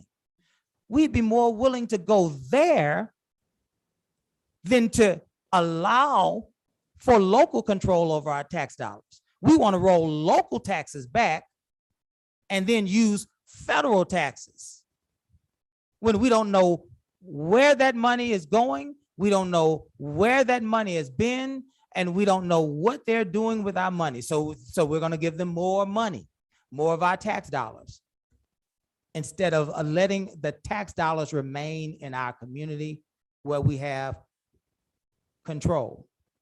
And somebody else said, well, they're just picking on the police department. They can get the money from somewhere else. Well, where? Because here's the deal, Miss Austin. I'm sorry, I'm just picking on you tonight. Here's the deal. The Public Works Division used to have 70 employees in it. We have about 35 right now. So where is it going to come from? Public Works, we only have 35 employees. The other deal is, and Mr. Merriman is back here, the other deal is this. The other deal is, we could take it from fire. The fire department is perpetually undermanned, even on a good day. On a good day, they don't have enough people to put in the engine. That's the truth. So there is nowhere. 70% of our budget is salary. 60% of our budget is public safety. The truth of the matter is, it will be catastrophic to a city who has said that they are tired of being victims of crime. That is the God's honest truth. That is not spin. Like Kim, I've been in the city for about 25 years. And I said, this is the last time we met. I said this. Everybody on this dais pays taxes. Let me give you a little secret. The value of my properties in this city is about $1 million. I pay taxes to the city in excess of $1 million. We all would be affected by this tax rate remaining the same. So we don't take it lightly when we deal with the people's money and when we deal with the people's business. But I'll leave you with this. What we're going to do moving forward, what I'll do, maybe the council will join me, is every month, and I don't want it to always be Mr. Mischief, every month in this public square, anybody that wants to come and talk taxes with me, maybe they'll come. I can't, I'm not their parent. But I'll be here every month to debate taxes. And my phones, Robert, they're going to go somewhere else because I don't want anybody messaging me what to say. I'm not going to have any papers in front of me. It's going to come from here, my intellect, because I understand the issues of taxes. And the people will decide. They can look at us online. They can look at us via Facebook. They can come out here and ask questions, and we'll let the people decide. And the second thing I'll tell you is this. Along with that, I'm going to ask Chief Argonne to allow us to do a tour of the police station every month so that they can see the travesty that is the police station. And before you say, oh, well, you've been there a long time, why didn't you do anything about it? I've been talking about a police station for years. Robert can attest to that. And so we'll let them see the jail cells that are unusable. We'll let them see the lack of lockers. We'll let them see the gun. I don't even know what they call it. The where you put the gun when you come into the police station. You're supposed to be able to lock your gun up, but I don't even think they can lock their guns up. I'm not gonna say any more about that, guys, because I don't want anybody to know what y'all's business are. But we'll let them see the deplorable conditions of the police department. This will be catastrophic to the police department. We never intended, the people on that list that signed that petition, I guarantee you the vast majority of them never intended to wage a war on their police department. And I don't think that they are. I don't even think that they know anything about it. So it's not even on them. I don't think that anybody in here ever thought that this would be a war waged on our police department. But the last thing I'm gonna say to you is this. I stand with the Lamarque Police Department every day, all day. I stand with the Lamarque Police Officers Association till the day I die. I stand, Miss Austin, with the Citizens Police Academy forever and ever and ever. Enough is enough. It's time to bring this city together and be civilized. We can debate, we can disagree without starting a war and being enemies and trying to hurt each other. That day is over. We're gonna do the people's business, and we're gonna do it in a way that when we're done, like Mr. Mishich and I always did, we shake hands, we ask each other about our families, and we go on about our business. That's the way that we do business in this city. Cutting each other up, tearing each other down, there's no place for that. We're not doing that anymore.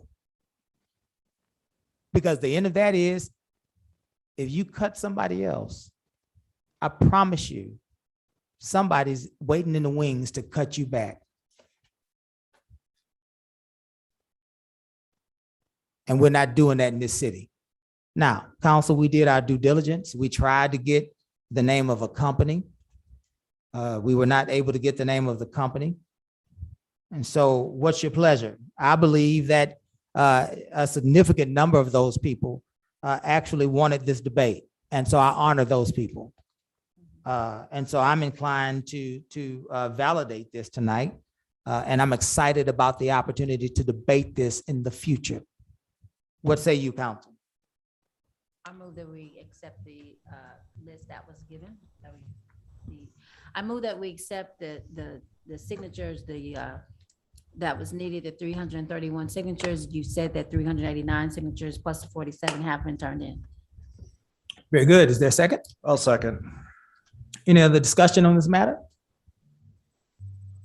So as we accept this, we will then have to have subsequent, Gus, agenda items to call for the election and so on and so forth. Is that correct? This actually is the resolution. This is it? That's going to call it for the next uniform election day, which will Very be good. in May. Very good. If there's no discussion, I will call for the vote. All those in favor? Aye. Any opposed? Very good. We are now at item 7D. Discussion possible action regarding ratifying and adopting resolution number letter R -2021-0027 anti-retaliation policy previously adopted by the interim city manager. Gus, do you want to help us with this? Sure. So this, in discussions with Patty Reese and Chase Carey, the Lamarque City Employee Handbook was adopted in January of 2013. There was an issue with retaliation and how it was defined in the employee handbook. We went ahead and Chase, we needed to address it immediately. So Chase went ahead and adopted an interim policy for the employees. But given that the employee handbook was adopted by the city council, we felt it best to bring it to council for their input and ratification or modification if the council wishes it at the next regularly scheduled council meeting, which is why it's on the agenda for today. Any questions before we get into this for Gus as it relates to this policy? Question I have, excuse me. Your definition of retaliation, where'd that come from? We took it from a TML manual Okay, and an employment law manual. Yeah. okay. Is that, I mean, do they kind of coincide also with the dictionary? Yes. I hate to say it, but Yeah, no, I mean, absolutely. if- Yeah. Yeah, it's truthfully, the biggest problem that we were having was that retaliation was not defined broadly enough for employment situations. Okay. So that's why we tried to be more expansive. with so this you one. used all those as source documents for the definition. Okay, Yes. appreciate it. Any other questions?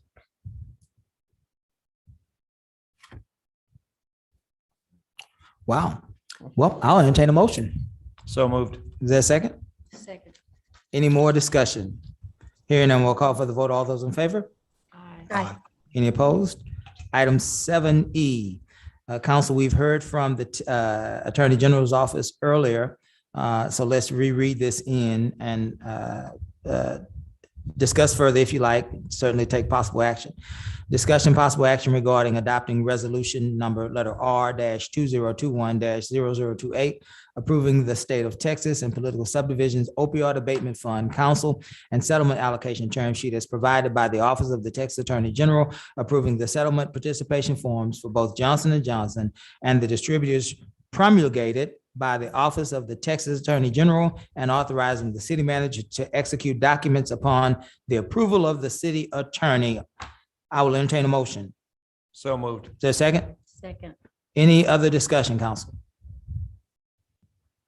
Hearing none, I'll call for the vote. All those in favor? Aye. Any opposed? Item 7F, discussion possible action regarding approving resolution number letter R-2021-0029, creating an interfund loan by taking proceeds in the amount of $287,950 and no cent from the equipment replacement fund and replacing those proceeds into the general fund for remounting 2 ambulances, providing for an effective date and setting forth other related matters. Ms. Koo, Yes, sir. do you want to elaborate on this? Yes, sir, if you want me to. At the end of our budget workshops, if you recall, council asked for me to find ways to pay for at least one remounted ambulance medic at the end of the fiscal year 2021. Well, the projection for end of year 2021 is we don't anticipate any surplus coming out of that fiscal year due to unanticipated events. So therefore, now in fiscal year 2022, we realize how urgent it is to get those 2 ambulances in place to serve. So this is one of the ways we can do this while we have some fund balance in the equipment replacement fund. And over time, just replenish that from annual revenues from the general fund back to the equipment replacement fund. It is qualify for this because it is for equipment. If council approves for the resolution, this is one of the ways. Another way would be doing the lease purchase, but we will have to go out for bid and we will have to go with the market interest rate, which should be higher than internal. This is really just left pocket to right pocket. It's still the city's money, just different funds. So that way it would be cheaper going this route and still can get the equipment necessary in a timely manner for the fire department to serve. And I'll entertain any questions council may have. Does anybody have any questions for Ms. Koo? Not for Ms. Koo, I have for Chief Merriman? Merriman. Chief Merriman, would you approach, please? Is it this item or is it the other one? Because this is the funding mechanism. You might want him on the next one. G. Yeah, I know where you're going with it, but the next one Yep, is okay. approving it. Yes, It sir. is G, Yes, sir. it is I knew G. where you were going with it. Thank you, Michael. Any other questions? No. Let's entertain a motion. So moved. Is there a So second? moved. Second. Any discussion? Hearing none, we'll call for a vote. All those in favor? Aye. Any opposed? Item 7F, You may begin to approach, Chief Merriman. Discussion possible action regarding approving resolution number letter R 2021 0029, creating an interfund loan. Excuse me, 7G, excuse me. Discussion possible action relating to authorizing the remounting of 2 out-of-service ambulances, Medic 3, which is a 2010 Dodge, Medic 4, which is a 2005 Ford, for the Lamarck Fire Department. The cost of each remount will be $143,975 per unit, for a total of $287,950. Chief Merriman. Yes, sir. What were your questions? Councilman? Question is, I can't remember the Medic 4. What's the engine like on that one? I forgot. The Medic, the engine? Yeah, the engine itself, It's a 6.0 Power Stroke. It's forgot. out of service. but I don't remember how it runs. I mean, does it still run like a beast or, It doesn't run at all. It will not start. okay. And then is that part of this remount or is that just the box? So Because if I remember right, the remount is just the box. So Correct. we're still stuck with the truck and No, the sir. chassis. So both of these, the cost of these 2 Medic units will be remounted on brand new 2022 or whatever they can get chassis. The box itself will be mounted on a new cab and chassis. So the box will be refurbished and put on a brand new up-to-date cab and chassis. Okay. I understand now. My brain went to sleep for a quick second. So yeah, thank you for reminding me. That's the best question I have. Oh, time wise. Well, the time is obviously we're going to be limited on availability of the Chevrolet cab and chassis, which is, I believe, where we've gone with, because they'll come from a Demontron unit, which is where we already have most of our enterprise vehicles maintenance. So we have a good working relationship with them. And then in the meantime, they're going to, when they take our 2 that are out of service, they're going to provide us with a loaner truck. So we'll actually have a 3rd ambulance in the city as a reserve, so that when I have to send one out for repairs, I can keep 2 ambulances in service at all times. Do you have that in writing? That's in the contract. Yes, sir. Okay. I just want to make sure, because if it falls through, I don't want to have to justify to my district going, oop, sorry, your person died because we had to wait 40 minutes. So That is our goal, is to decrease those incidences from happening. I appreciate it. Thanks, sir. That's all my questions. Casey? Yeah, I just, I didn't think I had any questions, but Michael's question prompted me to ask Chief Merriman to clarify. The remounting of these 2 boxes means that we will then have 2 fully functional units, correct? So we have 2 fully functional units right now Mhm. without a reserve truck. So if one of those goes down, we have to go down to 1 unit and call for mutual aid. Or transport, we still first respond, our medics still go on scene and evaluate patients and treat until an ambulance comes in from a neighboring jurisdiction. That will give us 2 new ones to put frontline, and the 2 that are on frontline right now, which are approaching the 5 and 6 year mark, which is the time they should go into a reserve status. They will be our reserve unit. So we'll have 4, 2 frontlines, 2 reserves, and we have the ability at a moment's notice to take extra staff and put on a 3rd ambulance if needed, in case of a mass casualty or something like that. So it would give us the ability to have service ambulances and 2 reserves in case we have a catastrophic failure in their ambulance.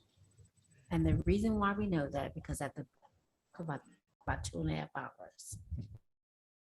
you need it. Yes, ma'am. So when I saw this on the item agenda, I knew exactly what you needed. Thank you so much for that.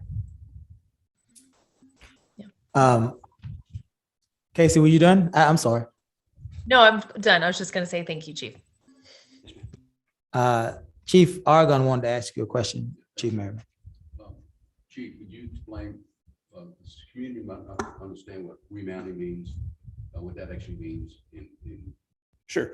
So in the city of Lamarck, as far back as 2005, we went with the option of buying a Fraser ambulance, which is made locally in Houston, And those boxes come with the ability to be remounted instead of purchasing one new ambulance at the cost of over $400,000. We can take the 2 boxes, which is the unit where the patient goes and where we do all of our work, take it off. Fraser will refurbish that, put new skin on it, new safety features. It gets new seat belts, everything gets reworked completely and put on a brand new cabin chassis for $287,000. We get both of our units refurbished as opposed to spending $400,000 on one ambulance. And it's because we chose back before my time to go with Fraser ambulances.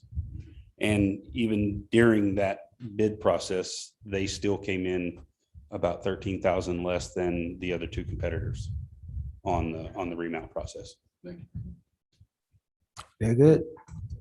Any other questions? No. Well, I'll entertain a motion. So moved. Is that second? Second. Any other discussion? Hearing none, we'll call for a vote. All those in favor? Aye. Any opposed? Item 7H. Thanks, Did- Chief. Thank you.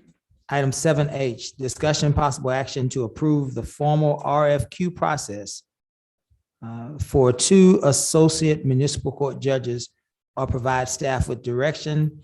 I believe this is a combination of Councilmember Yancey and Councilmember McAuliffe. So which one of you ladies would like to take the lead in opening this discussion? You can take the lead, please.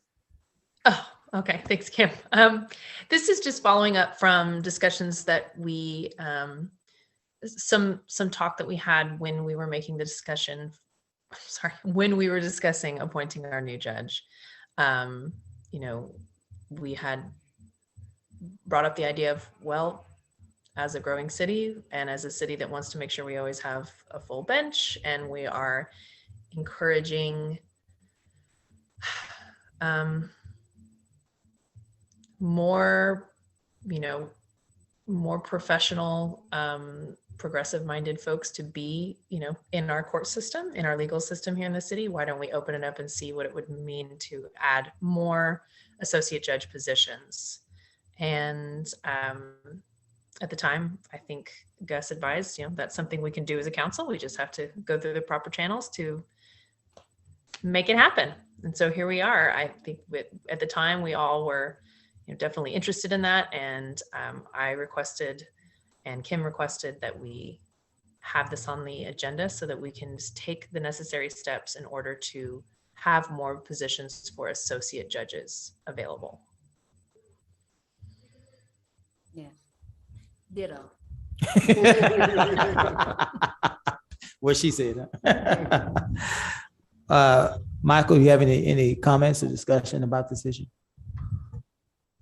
Only thing I gotta say is, if we put more associate judges on, that way it can relieve some of the pressure that our current judge may have if they want to go on vacation or if they get sick. We don't have to cancel those services. They can, one of the associates can pick up the docket, so. Okay, so let's be clear. We have a municipal court judge and we have 1 associate. Are we saying that we want to add 1 additional associate? Is that what we're saying? And then put both of those positions, the current one and the new one, up for requests for qualifications? Yes. Yes. Okay. Well, I will entertain a motion. So moved. Is there a second? I second. Any further discussion? Hearing none, we'll call for a vote. All those in favor? Aye. Aye. Any opposed? Item 8, contracts and awards of bids. 8A, discussion, possible action regarding awarding audit services contract to Brooks, Watson and Company, PLLC, for 2 years with option to renew for 2 additional years. Ms. Koo. Yes, sir. I realize that the public sometimes feel differently regarding having the same auditors serving us for almost 10 years or a number of years. So we went out for bid. We did an RFP, request for proposal, and 2 firms submitted their interest, Belt Harris and Brooks Watson. I wish there were more, but that was all we had, and probably a lot of cities around Texas are at year end just like us. So I'm sure auditors all around the state are very super busy. But this is what we have based on what's submitted to us. Cost wise, I mean, both firms are good. All accounting firms are very professional. But you know, the cost wise, it seems like the other one came out to be a little bit better. But I also want to disclose one thing. I have no interest, no vested interest in any of the firms. Brooks Watson, this is the first time I hear of the name. They just so happen, they answered to our request for proposal. I'm glad they saw it. But I don't have any interest in their profit margin. I am in no way associated with the firm whatsoever, nor Belt Harris. It just so happened that they helped us for the last 10 years. So it's up to council. The numbers, they are what they are. And that's why I put everything out there for council to review and the bid tabs based on what they submitted. You know, me, it's all about the numbers. So facts are facts. Of course, I'm a financial person, so I feel that the other one can, you know, save us a little bit of money. And with the number of hours that they need to perform the audit, maybe we can get it a little bit sooner, hopefully. As far as experience, I believe both firms are just as good, very professional, the references, everything, very, very close. I'm okay with either firm, no issues with that. So it doesn't really benefit anyway at all which firm you want to choose. There are, you know, they're just here to do a job, and no relationship whatsoever between me and either firm.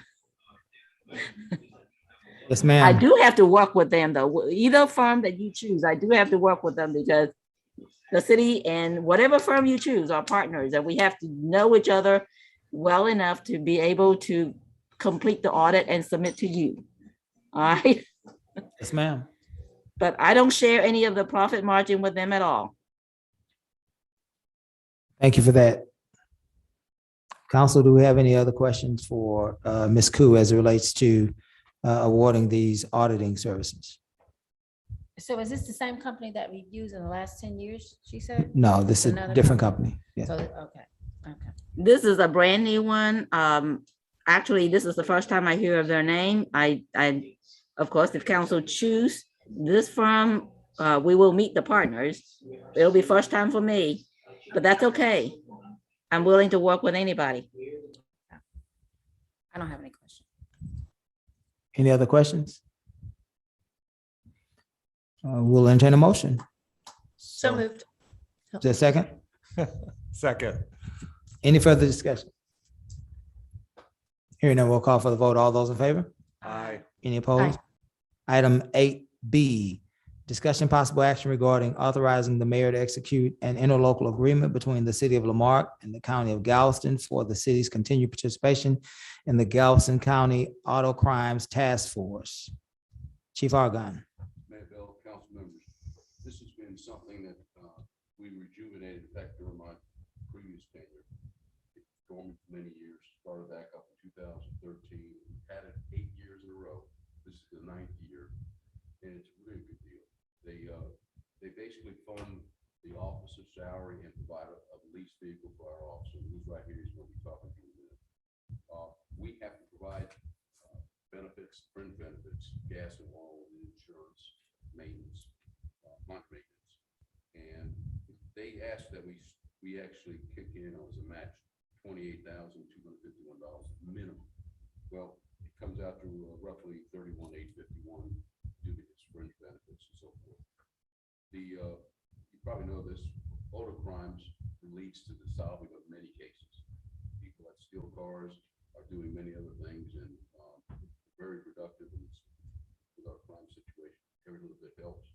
So I'm going to ask, if you don't mind, have Agent Daniel O'Connor, who's one of our officers, who's assigned as an agent for the Galveston County Auto Crimes Task Force. Daniel, just give a brief summary of what you did just for last year. Okay. Hello, council. I'm Agent O'Connor, Lamarck Police Department, been employed 8 years. The last 3 years, I've been assigned to the Galveston County Auto Crimes Task Force. As of the last year, we recovered about 51 motor vehicles valued at $815,000. We've cleared 115 burglary motor vehicle cases, 105 theft or unauthorized use of motor vehicle cases. These have led to approximately 15 arrests involving misdemeanor theft, felony theft, burglary with previous convictions, and engaging in organized criminal activity. Some of our major cases that we worked were Team Mancuso was getting. Go ahead. Oh, go sorry. ahead. Team Mancuso was getting their ATV stolen from their property. We were able to do a joint investigation. We identified 4 suspects. All 4 suspects were monitored and ended up being involved in at least 10 other trailer and vehicle thefts throughout Galveston County. All 4 subjects were filed on for felony warrants. On top of daily investigations, we conduct vehicle inspections. This is a VTR 68A. Basically, its officers are used to verify the identity of vehicles for registration purposes. Throughout the 68A vehicle inspections, I've done over 70 inspections throughout the year. Within that, 7 vehicles were recovered as being found to be stolen. All 7 were recovered, given back to the owner and or insurance companies. We also do quite a bit of joint investigations throughout Galveston County and all of Harris County surrounding agencies. Some of these investigations include the National Insurance Crime Bureaus. We've also done operations recently with the Customs and Border Protection, verifying the identity of vehicles both going in and out of the Port of Galveston. We get a lot of access to resources we wouldn't normally have throughout the task force. Specifically, we've been getting hit with Cadillac converter thefts. We've recently got to reach out to DPS. We're working currently with their regulatory division, and we've already started inspecting scrap metal centers throughout the city of Lamarck to help combat Cadillac converter thefts. And Mayor, council members, the 5 catalytic converters that were stolen over there on the leased vehicles at Amazon, I went out there with Daniel and we talked to the management, and we're going to help them with their security. So thank you, Daniel, for that work. Yeah. Thank you, guys. Officer O'Connor, help dispel something for us. I hate to have to put you in this position, but certainly I will, to clear some misinformation in our community. Mhm. This theft at Amazon is not an isolated theft, right? I mean, this happens at Amazons all across this big old country. Correct. While speaking to the manager, they advised us that they had a Fuqua location for the Amazon facility was also recently hit, as well as other locations throughout Houston. There was a Sugarland location as well. Okay. I believe. I'm not 100% Is that right? aware of that. Sugarland. Yeah, Sugarland. so- Right. And so the only thing I wanted you to do as an officer in the Auto Crimes Task Force is to let our community know this is not just happening in Lamarck. These criminals tend to follow Amazon because they know they have numerous vehicles that go unattended for large periods of time, right or wrong. Correct. Just wanted to make sure that we were understanding what this is about. This is not a Lamarck issue. This is not Lamarck is just horrible. This is thieves that like to follow Amazon vans and steal their catalytic converters. Correct. Just so happen to be Lamarck. It is, and we do have possible suspects that we are investigating. So Yes. we have good leads going forward from here. So Good deal. Thank you. Good work, Dan. Thank you. thank you, council. Any questions for, I do have a question, go ahead. and I guess this goes to you and the chief. Because of that, and I'm glad you talked to them, because I did reach out to Amazon, because it is a national issue. But it's very dark over there. Some of the issues is because of I still don't understand why we don't really have this connection yet with Amazon that we need to get, and maybe you guys can open that door. For security purposes, since we know they'll be back.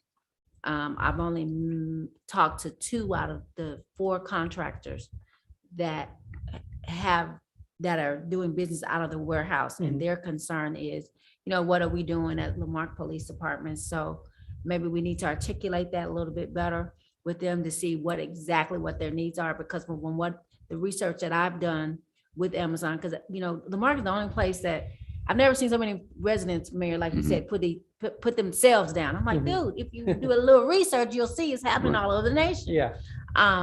But again, it can stop though with how we respond to it as a community. And I know, Yes, so I was glad to see that you were on the agenda, Mhm. that we're gonna have additional help from the county Yes, to ma'am. do that, to help them. Because now the other people, because only one contractor was hit. The other ones are worried about their vans as well. Yes, ma'am. So I just got, because that's my district. So I Mhm. want to make sure that we're giving them the best help that we can to protect their vehicles. So Absolutely. they won't come back, because they have a tendency, according to the research, to attack every 3 months. Mhm. So- Councilwoman Yancey, Daniel, I don't know if you know this, but you're meeting with me and the loss prevention manager on Wednesday. He's Okay. flying in to meet with me, and we're Okay. going to meet with him, give him some advice Okay. and work it up. And those things are like 1,000 a piece, they said? They can be, Yeah. depending on, size of the vehicle and the precious metals inside of them. Yeah. Okay, So, thank you. yes, ma'am. Thank you. Any other questions for Officer O'Connell? None. Very good, sir. Thank you. Thank you, council. Thank you, Jay. I'll entertain a motion. So moved. Is there a second? Second, Any other discussion? Hearing none, we'll call for the vote. All those in favor? Aye. aye. Any opposed? Item 9, appointments. Discussion, possible action regarding appointments and or reappointments to fill various positions of the boards and commissions. Are there any appointments needing to be made at this time? None. None for me. Very good. Nobody has any appointments tonight. All right, we would normally go into executive session, but this executive session Gus has made it have 5 parts, y'all. So we might not get out of here till like 6 in the morning. I'm just teasing Gus. So what we will do tonight is we will allow council to make their final remarks before the executive session, so that if you have to leave, you would at least have heard the council as we speak. And so let's, you want me to go with Kim first? Is that what you? Ladies first. Ladies first, Ms. Yancey. First of all, happy birthday, Mayor. Your birthday is Friday, right? It is Friday. You'll be 49. You didn't have to tell him that. Yo, you gonna tell him that you're 49 too? No, yeah, I'm 49. I hit 50 next month, so, but happy birthday to you. Happy birthday to Joe Compion. His birthday is also November 14th. So just wanted to tell you Yes, guys. sir. Happy birthday, Happy Joe. birthday and keep up the good work. I'm really excited as a freshman person on the we're having a town hall meeting this Wednesday from 6:30 to 8:30 for District A. Of course, if you want to come, you're welcome. All of the residents are welcome, but this is specifically for District A citizens. We're also having a community resource fair. TWC will be there. Amazon will be there. Because I believe a community that does well is a community that has jobs. But I encourage you all to come. We're having it at Marque High School in the Commons for a reason, because I believe that we need to reconnect with our school districts and our schools. I'm real excited about that. We're expecting, Mayor, about 100 people to show up. Wow. Because of the resources that we're gonna have there. From 6:30 to about 7:30, 7:15 is when we'll have the fair of sorts. We'll start the discussion off about 7:15. We'll end around 8:15, something like that, and still allow people to kind of mingle. We're also going to have some District A businesses there with their samples, and I specifically targeted my business owners in District A to be a part of this. So I'm hoping that we can reconnect with our community and continue to do the great work that we were elected to do. And that is to meet the needs of our citizens and provide a great place for families and a great place for businesses to thrive. So we are still committed to that. And but I welcome your questions and your citizens' concerns. We're gonna have note cards where you don't have to put your name on it. You can ask your question and we'll do our best to answer it. But you guys can't come because we don't have enough notice. So y'all but you guys are going to the dinner though for the Galveston County Mayor and council. Mayor Council meeting. So eat up. I really like, those are some great networking opportunities for our city. And just shout out to Joe. Joe is doing some good work with HGAC, where we have not always had a voice there. He is determined to make sure that Lamarck is not forgotten. So hats off to him and going to that meeting on tonight. Matter of fact, there's another meeting in the morning for us to participate online as well. So that's all I have, Mayor. Happy birthday. Enjoy your weekend. And I'll let Joe know to enjoy his weekend as well. Thank you, ma'am. Casey's turn. It's Casey. It must be Carlson's Ladies birthday first. because he's just dictating. Go ahead, Casey. Ladies first. I'm chivalrous today. I'm teasing. You're very, very right. I just want to say I am still basking in the glow of a wonderful trunk or treat led by our Lamarck Public Library. They always do such a great job, and we're just really, I think, truly lucky to be a small city that has such a fabulous library staff like we do. They work so hard and they put together amazing things for our community. And it was a real delight to participate like I always do, but this time also as someone with my own little trunk or treater. And it was just a delight. And so thank you to everyone at Lamarck Public Library staff. And coming up, Thanksgiving, I just want to say how grateful I am to work with a council that is just trying their best. And we're all just trying our best to follow our integrity and do what we think is right at any moment, given what's in front of us. And I am very proud and grateful to know that definitely we won't always all agree on things because we're all individual people with our own stories. But I know that everyone is doing their best to be accountable to the city of Lamarck and make good choices for the good of our city. I do firmly believe that. And I am grateful for all the staff that we have that have been so stalwart amongst a lot of changes. And I know that I have a complete faith that we will find calm seas. But anyway, just feeling very grateful, and also grateful to everyone for allowing me, I think the first city council meeting that I've ever attended out of state. It's been a delight to be on a long family vacation that's been postponed now for 2 years. And so I'm very grateful to everyone for your grace and allowing me to Zoom in from this poorly lit cabin. So thank you.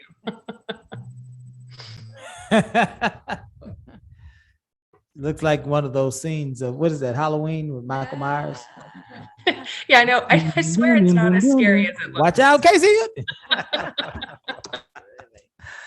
All right. Thank you, Casey.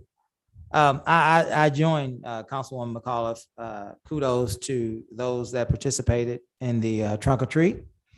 I had a chance to go out. Ms. Yancey was out there. I saw Mr. Carlson out there as well. I was excited about the participation. I saw Casey. Didn't recognize her because her hair was orange. Yeah. And not only that, her husband's hair was orange and her daughter's hair was orange. That's a different story. Yeah. Not only that, but my husband had hair.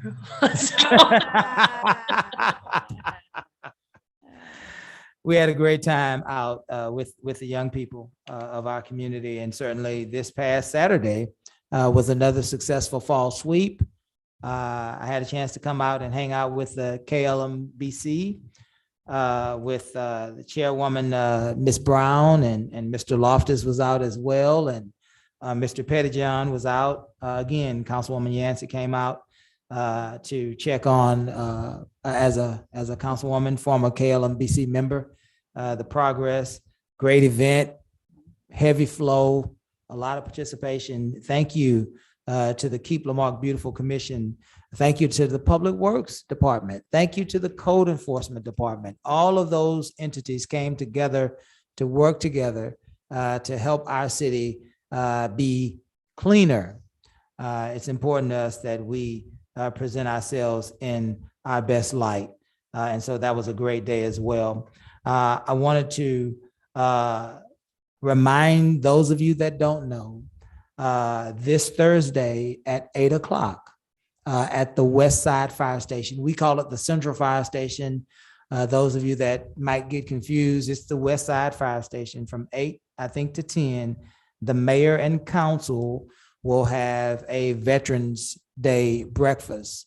And we are inviting every veteran and their family in this county to come out and have breakfast with us. Chief Randall Oregon, who is a veteran, will be there. Is that right, Chief? Sure. You sure? Were you listening? I will be there. Chief Randall Oregon is going to be there. He's going to give us some words of encouragement. Councilmember Carlson, who is also a veteran, will be there. He'll give us some words of encouragement.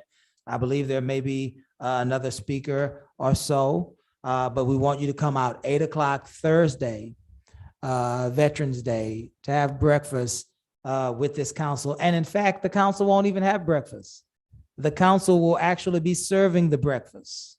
And so I've already, Casey's out of town. I think she went out of town because she didn't want to, I'm just teasing. I've already talked to Councilmember Carlson and Councilmember Yancey. I'm going to talk to Councilmember Compion. I believe we're going to be serving the meal for our veterans. It's the least we can do to honor the service that they have provided to make our country great, to keep us safe, and to allow us to even serve in this capacity. So we want to honor our veterans on Thursday. And I want to say happy Thanksgiving to those of you who will celebrate Thanksgiving. I don't think that we'll have another meeting before then. And if we don't, I want to say happy Thanksgiving and certainly enjoy your day and enjoy your, is that funny? What did I miss? Because you said we won't have another meeting. I was like, yeah, right. Oh, yeah, right. Yeah, right. We're going to have another meeting tomorrow. Happy Thanksgiving to each and every one of you. Let me say this. I just want to say a couple things. The first thing that I want to say is when I was sworn into office in January, the first thing that I began to speak about was a safe city. First thing.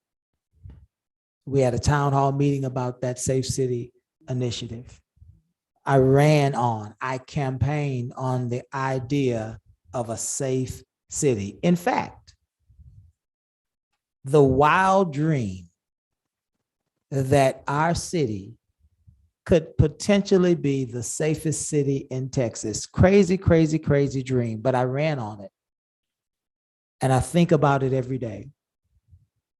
So we ought not be surprised that this council has adopted that vision, not because it's my vision, but because they see the pain, the concern, and the fear of the constituents they serve. So this is all of our dream. So we shouldn't be surprised that any time we have an opportunity to invest in our police department, we will do that. In fact, that's exactly what we did. We invested in them with a new narcotics officer, 2 new street crimes officers, a new detective, a new deputy chief, 10 police cars, and the list can go on and on and on. We invested in them because we had a dream that our city could potentially be the safest city in Texas. And all of a sudden, for a very few, that's a problem. Well, let me say this to you. There is such a thing as a wartime president. There is no such thing as a wartime mayor, but there is such a thing as a public safety mayor. And if my term or my time here is to be defined, it will be defined as the public safety mayor. I will not abandon our police department, never. They have a job to do. And I'm going to do everything in my power to assist them, to motivate them, to inspire them, to equip them, to give them the resources they need, the direction, the vision, the clarity, the focus they need to do their jobs. And we will be, so help us God, the safest city in this state. And we will continue to do whatever is necessary by any means necessary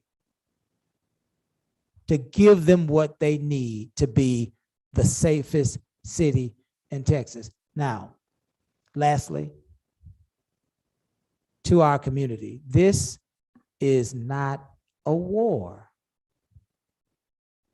And I think that some members of our community have decided that if we don't agree, this has to be a war. And we have to tear each other apart. And we have to insult each other. And that there is this team over here and this team over there, and join my side and be on my team. And if you're not on my team, you're on somebody else's team. And if you're on somebody else's team, then I will bully you and intimidate you and destroy you. That's not us, Lamarck. I've been here 25 years, and that has never been us. In Lamarck, there is no Republican and there is no Democrat. In Lamarck, there is no black, white, or purple, or brown. In Lamarck, there is no young, there is no old, there is no rich, nor is there any poor. In Lamarck, we are all citizens of this great city. None of us are better than any other of us. And we need to begin to behave like this again. We cannot let one or two people tear our city apart. And it's only one or two people trying to tear our city apart. But there are 18,500 plus people that can stand with this council right now. Whether we agree or don't agree on the taxes, we can stand with this council right now and declare whatever goes on in our city, we won't hurt each other, we won't tear each other apart, we won't intimidate each other, and we won't bully each other. I am tired of being bullied. No more bullying for Mayor Bell. Let's come together as a city and let's solve our problems. Do y'all remember the chicken ordinance? That was like 14 hours worth of debate. Do y'all know that our chicken ordinance debate went regional? We were on Fox News, Houston Chronicle, talking about chickens. You know why? Because nobody had ever seen the amount of care, the amount of concern, the amount of patience, and the amount of transparency that this council and this community showed one another while we were trying to find a solution to that problem. Did everybody leave happy? Absolutely not. Did everybody leave with a healthy respect for one another and a solution to our problem? Yes, we did. And we can continue to do that, so long as we don't allow the few that are trying to tear us apart and bully us and threaten us and discredit us and lie on us and hurt us, so long as we don't allow them to win. I thank you all for attending. I thank you all for listening. I'm proud of this council. You forgot me, sir. What did I say? He didn't say, he didn't give I you. didn't give Whoa, I was getting ready to go. Thank you all for your patience. Ms. Carlson. Well, sir, seeing as you forgot me, that leads me to begin with happy birthday. Means that you are getting old now. I was going to say memory goes first. I'm there myself. It's Yes, hard sir. being 25. Joe is 26, I know. That's right. So Joe, I know you're out there. Happy birthday. Those that came out to Turbo's fundraiser, whether you donated food, whether you donated your time, whether you donated and bought plates, thank you. I'm sure his family appreciates it. I'm sure the community appreciates the support for his family and that we give to him. For the record, I have previously stated that I have always wanted to roll back taxes. This year is not the year, though. We have serious needs that we need to take care of. Some of them were deferred from previous administrations. This is not the year for the taxes. However, like I stated earlier tonight, it's what the people want, and I will support their decision. They have that right. It's so they have the numbers. It'll go on the ballot. But people need to understand, which some people may not understand, even at 55 cents, we're starting at the rollback rate of 47. The reason why I say that is we lose 8 cents right off the top for all of our debts. So we're already at the rollback rate. So those that want to roll it back even more, now we're looking at 39 cents after we pay our 8 cents for our indebtedness. No city can operate at 39 cents, but it's out there so people can make informed decisions. I want to say thank you for everyone that showed up at the fall cleanup. I drove by there. They look like they're having too much fun. And Thursday, like the mayor said, I will be there. I'm kind of disappointed that I'm not going to get to eat because I was going to bring my appetite, but that's okay because we're taking care of vets. And I appreciate everyone that served, whether you're still serving, even as a public safety officer or firefighter or paramedic, you're still serving. So I appreciate every one of you. I appreciate all the city staff for all the hard work, and I've said it forever. You guys do a lot of stuff that most citizens don't see. So I want to make sure you guys get thanked for it. And to the citizens that show up regularly, thank you. That's what being a citizen is about, being part of your government. So thank you, everyone. And that's all I have, sir, that I can remember. You know, you said one thing that was incorrect. Uh-oh. You said Please that correct me. you said that you weren't going to be able to eat, but you are a veteran, I know, but that's okay. so you can eat. That's okay. I'm still going to serve. I'll just leave my appetite at home. Very good, very good, very good. Well, Mr. Argon, would you like to have any remarks? Other than I'm very honored to be in this position, hot seat, I guess. And Mayor, everything you mentioned about public safety, I applaud your efforts, and it was well spoken and hope well received. We need to work on that because we're going to lose a lot of money for public safety if we don't get that. If there is a rollback. So once again, glowing reviews on your commentary. Thank you. Yes, sir. Yes, sir. Very well. Friends, we're going to retire into our executive session, item 10. Gus has a lot of homework for us to do. And we'll go back and deliberate. If we don't see you again, we will see you soon, we hope, at a future council meeting. So at this time, we will adjourn into our executive session. Let me read it because that's legal, right, Gus? The City Council of the City of Lamarque, Texas reserves the right to adjourn into executive session at any time during the course of this meeting to discuss any of the matters listed above as authorized by the Texas Government Code, Section 551.071, consultation with attorney, 551.072, deliberations about real property, 551.073, deliberations about gifts and donations, 551.074, personnel matters, 551.076, deliberations about security devices, and 551.086, economic development. 10A, section 551.071, consultation with attorney, discuss pending litigation related to the Lamarque Economic Development Corporation versus the Texas City Railway Terminal, Texas City Terminal Railway Company. Cause number 20 letter C, letter V -0633 in the 122nd District Court of Galveston County, Texas.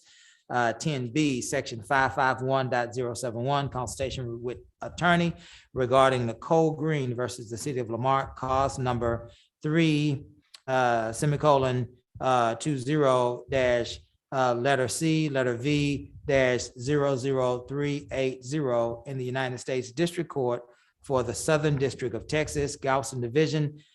C, section 551.071, consultation with attorney regarding an update on the collective bargaining negotiations with the Lamarque Police Association. 10D, section 551.074, personnel matters regarding a complaint against a sitting board member. And 10E, section 551.074, regarding the salary of the interim city manager. The council stands adjourned and retreating into executive session.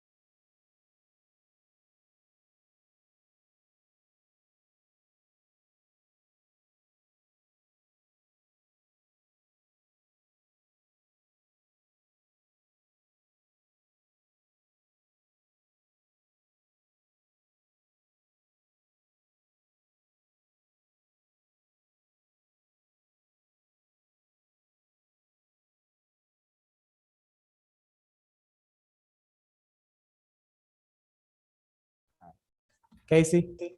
I'm here and here I am. All right, you ready?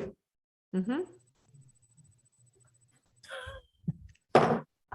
Hello, we are back from executive session at what time, Kara? 9:43.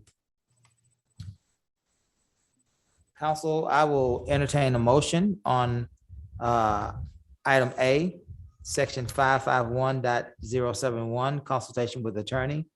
Discuss pending litigation related to Marque Economic Development Corporation versus Texas City Terminal Railway Company.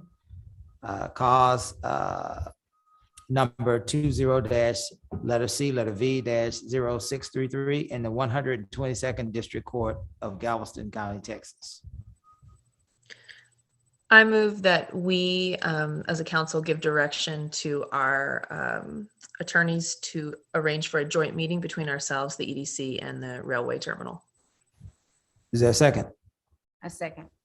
Any discussion? Hearing none, we'll call for a vote. All those in favor? Aye. Any opposed? Item B, section 551.071, consultation with attorney regarding Nicole Green versus the city of Lamarck, cause number 3:20 letter C, letter V 00380 in the United States District Court for the Southern District of Texas, Galveston Division. I'll entertain a motion. I move that we authorize the city manager to execute any documents necessary to effectuate the settlement agreement. City manager or city attorney? Oh, city attorney, it says city manager here. Okay. City attorney. City sorry. attorney, Gus, or city manager? The city manager will execute them on my I approval. stand corrected. Okay, Okay. so authorize the city manager to execute any documents necessary to effectuate the settlement agreement. Is there a second? I second. Any discussion? Here- I'm going to abstain on my vote due to personal conflict, personal previous knowledge and work history with both of them. So Absolutely. You are a former fire and you served with both Paul. Yes, sir. Very good. Any further discussion? Hearing none, we'll call for the vote. All those in favor? Aye. Aye. Any opposed? Let the record reflect that Councilmember Carlson abstained because of a prior working relationship. Item C, section 551-071, consultation with attorney regarding the update on collective bargaining negotiations with the Lamarck Police Association. I'd like to make a motion at this time that we don't do anything right now. Is there a second? I second. Any discussion? Let me say, as a member of the collective bargaining unit, that we are moving forward with the Lamarck Police Officers Association, and a deal is close. Taking no action tonight does nothing but further the completion of the potential negotiation. So this is a good thing. Any other discussion? Hearing none, we'll call for the vote. All those in favor? Aye. Any opposed? D, section 551-074, personnel matters regarding a complaint against a sitting board member. I'll entertain a motion. I make a motion that we don't do anything regarding this item either. Is there a second? I second. Any discussion? Hearing none, we'll call for a vote. All those in favor? Aye. Any opposed? E, section 551-074, personnel matters regarding salary of interim city manager. I'll have a motion. I make a motion that we set the salary of the interim city manager at $134,143.36. Is there a second? I second. For clarification purposes, this is the same salary that interim city manager Chase Carey was compensated with, same salary that interim city manager Chase Carey was compensated with. And secondly, Chief Argon will not draw two salaries. He will not receive a police chief's salary and an interim city manager's salary. He has agreed to receive the interim city manager's salary only until a permanent city manager is named. Clarification purposes only. Any discussion? Hearing none, we'll call for the vote. All those in favor? Aye. Any opposed? Friends, I believe that we are at our end. We have made our announcements earlier. What I would like to do in this closing period is allow you, if you have any requests for Chief Argon and our staff, you may do so at this time. Does anybody want anything on the agenda for next time or have any requests from your district to Chief Argon? None for me at this time. For my district. Well, we're still in the process of trying to get better lighting in our district. So if we can kind of get an update on some of the things that we discussed with the Texas Mexico group that we met with last month, the report for next December for that. And also it would be nice to, I don't know, never invited to the Christmas parties on KLMB, but it would be nice to add one, a change that we've had in our city with our staff. I don't know, maybe it's already planned, but I was born on Christmas Day, so I love Christmas time. So I don't know if we're having a party, but I think our staff has gone through a lot. Look, So it'd be nice to see if we have that going. looks like the somewhere. vote, Councilman Yancey, looks like it's pro party. Yes, So far. Good. Make sure I'm invited this year. It's we been my will first all be time. invited. Okay. Mayor, I do have one thing. I'll Yes, talk sir. About it. I know during budget season, we talked about the municipal court and it kind of getting them taken care of. I sat through their court the other day and I had a hard time hearing. The reason why I say I had a hard time hearing, they don't use the microphones, which is fine. I mean, I understand the why. But when the prosecuting attorney is over here talking with someone and then the judge is talking with someone else, my hearing, I can't hear 8 conversations at once anymore. So, and they raise questions about, hey, this is why we need a new building, or this is why we need new offices. Can we get an update on that? So I guess we're looking at professional. He said all that to say we're looking at professional. We could do a better job. I mean, it still looked professional. It was just really hard to hear. And I know we talked about certain things during budgeting. I don't want that to fall by the wayside. Okay. So we're talking about new equipment, or just an update on, because where we are. right, Okay. right. The judge Regarding, didn't have a mic? no, and she, from what I understand, she prefers it that way, which is fine. But with the conversation going on over here, it's hard to hear So you want to update on all of the plans for technology that we made during not just budget? technology, but their facilities, Update for plans for technology and facilities in the municipal court as it was discussed in the budget. because I know we'd also talked about moving them away from where they are. Right. Because people were afraid if they had warrants, they're going to pay their traffic ticket. And so just kind of an update on that, see where we're at. So, and like I said, it was kind of chaotic, kind of hard to hear. Yeah.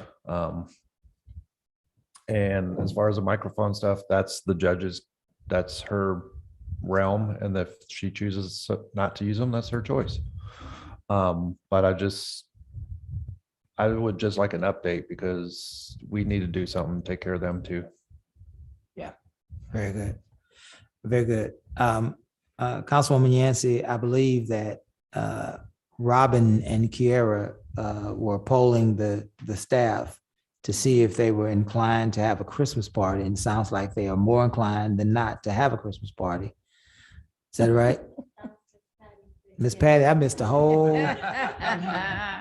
You know what? I was talking to Robin. That's what it was. And Robin told me, you're right. You're right. I stand corrected. Robin told me that Miss Patty was, because I asked about the same thing.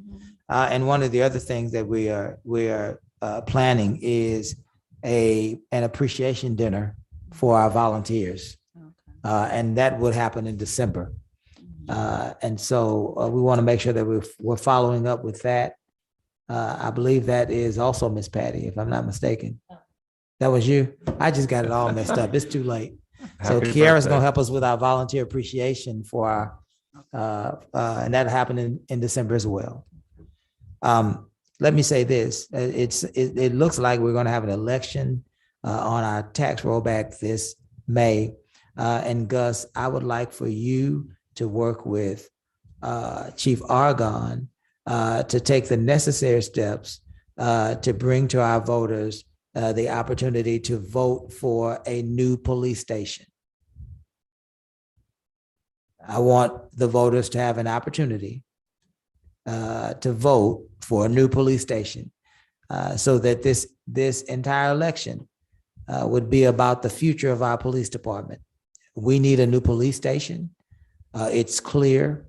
And I want the voters to be able to weigh in on that opportunity. And Gus, whatever we need to do to get it on the May ballot, please let us know if that means that we need to call a special meeting before December, because we need that time. Let us know, and certainly we'll do whatever we need to do. But I want that to be brought to the citizens in May. They need to vote on whether or not they want to give our police department a new police station so that they can do their jobs adequately. We can do that. Thank you. Anything else? All right, guys, it's been real. It's been fun. So I'll entertain a motion to adjourn.